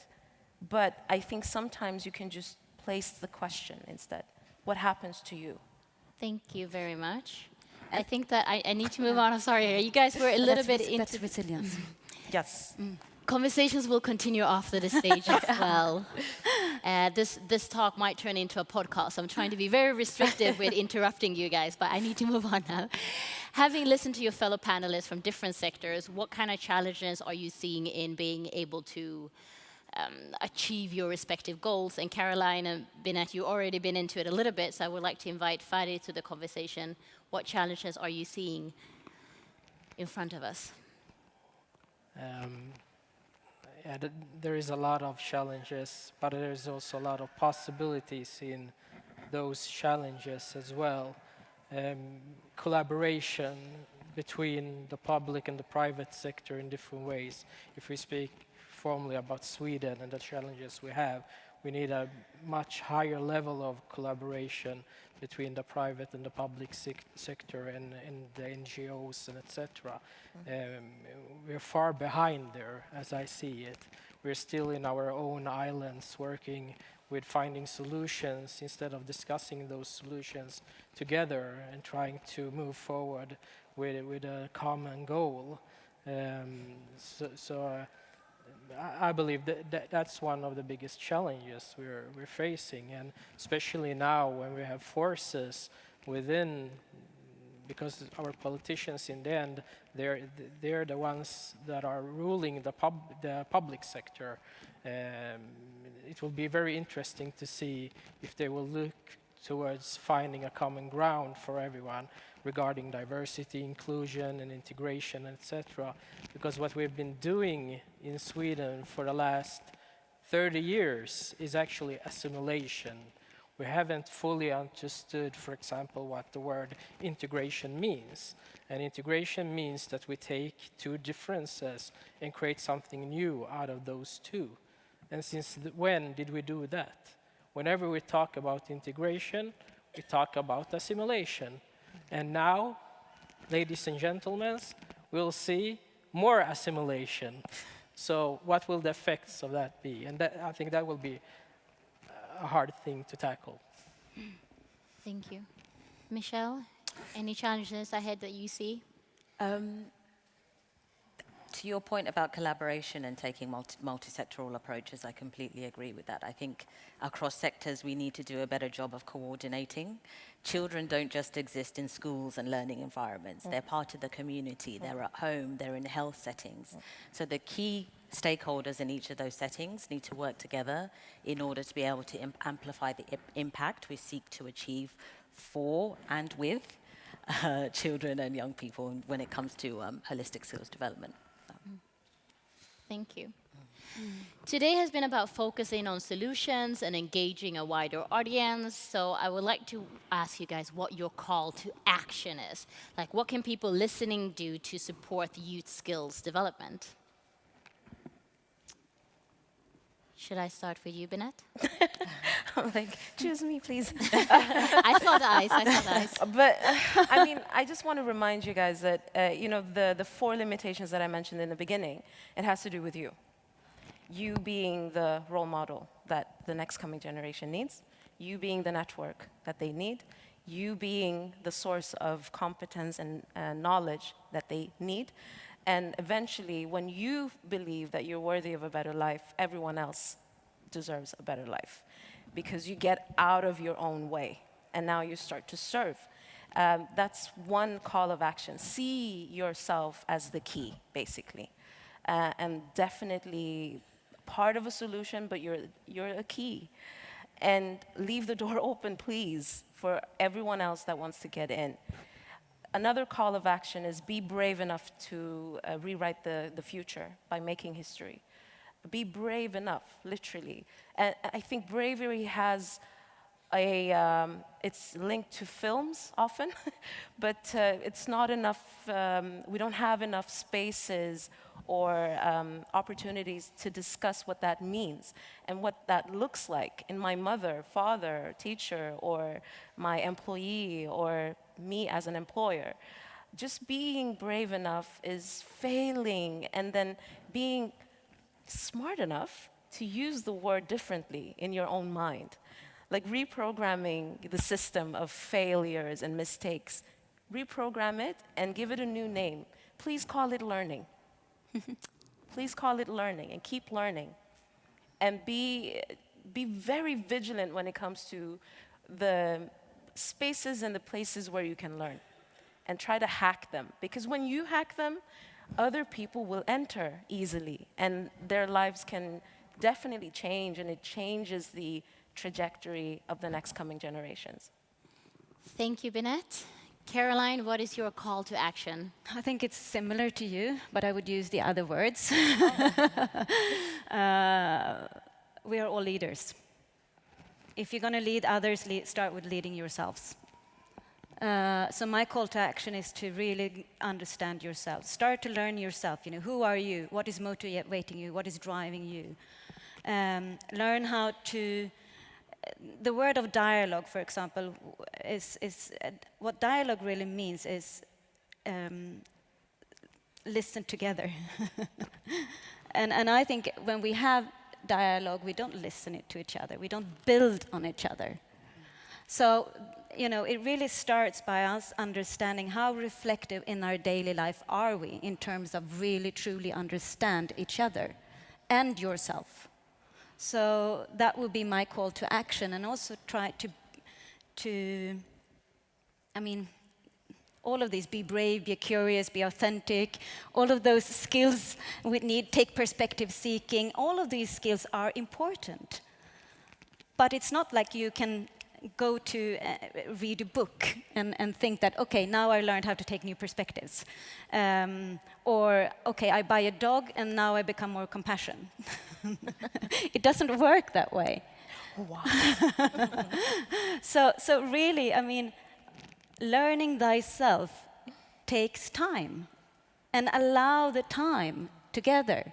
And be kind to yourself in that time. And stick to your journey and your curiosity in that. Because for me, it's really been by, one door opens, and then you think that you can close that one, but when you're almost closing it and thinking, okay, I got it, now I understand a bit of piece of myself, then 10 new doors opens. And you can say, oh, I didn't know I had that backside as well. So, really, really, really, truly step into this journey of having fun with yourself. Learn to, lead others by leading yourself. Thank you. Fadi? Actually, I read on the sign, reach for change. So I guess I'll propose that we should reach for change and try to be brave enough to believe in ourselves that we can also be a part of the bigger change. I normally say be the change you want to see in the world, so it comes back to yourself. And I know we have a lot of people here that works for this change, and that shows that it's possible for everyone to actually be a part of that change in itself. So reach for change. That's my advice. Nice touch there. Yeah. Well, it's a tough one to follow. I would say see children and young people as capable, include them in the work that you do and include them early and listen to them. And also just continue to actively engage them in the work that you do and the communities that you seek to support. Yes. That's my main call to action. I agree. Thank you very much to this amazing panelist.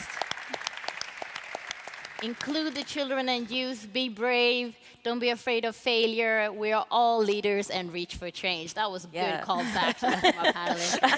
A big applause, thank you. I don't want to kick you off, but time's up, guys. Thank you. All right, these were great insights. I hope you enjoyed this conversation as much as I do. As we now move on to close this program, I would like to invite Her Excellency Ambassador of Rwanda to the stage. Give her a warm round of applause.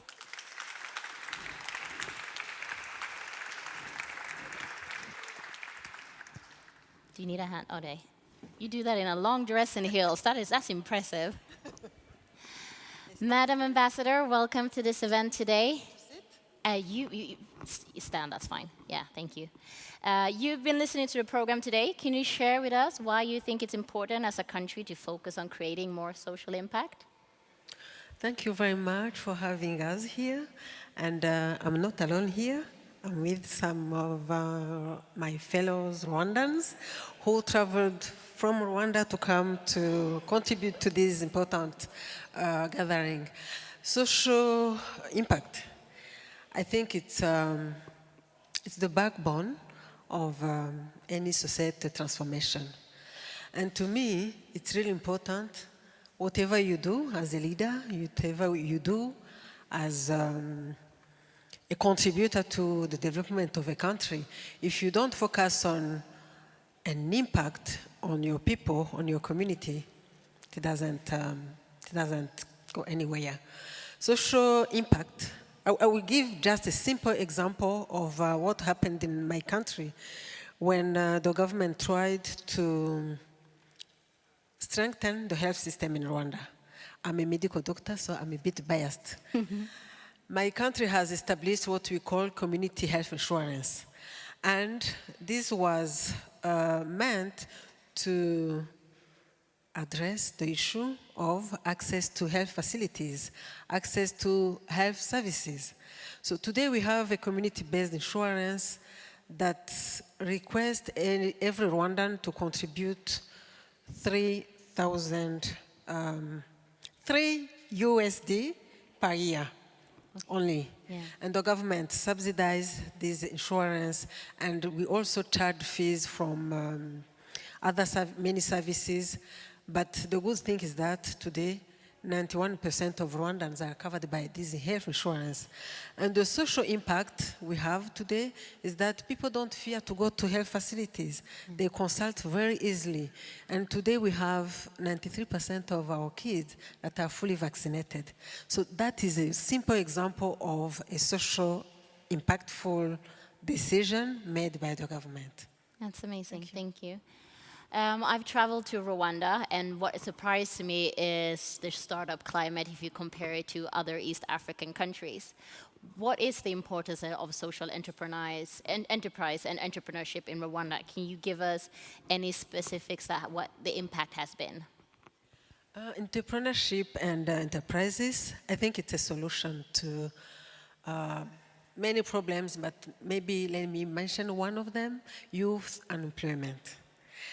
70% of the African population is made by young people, and it is the same in my country.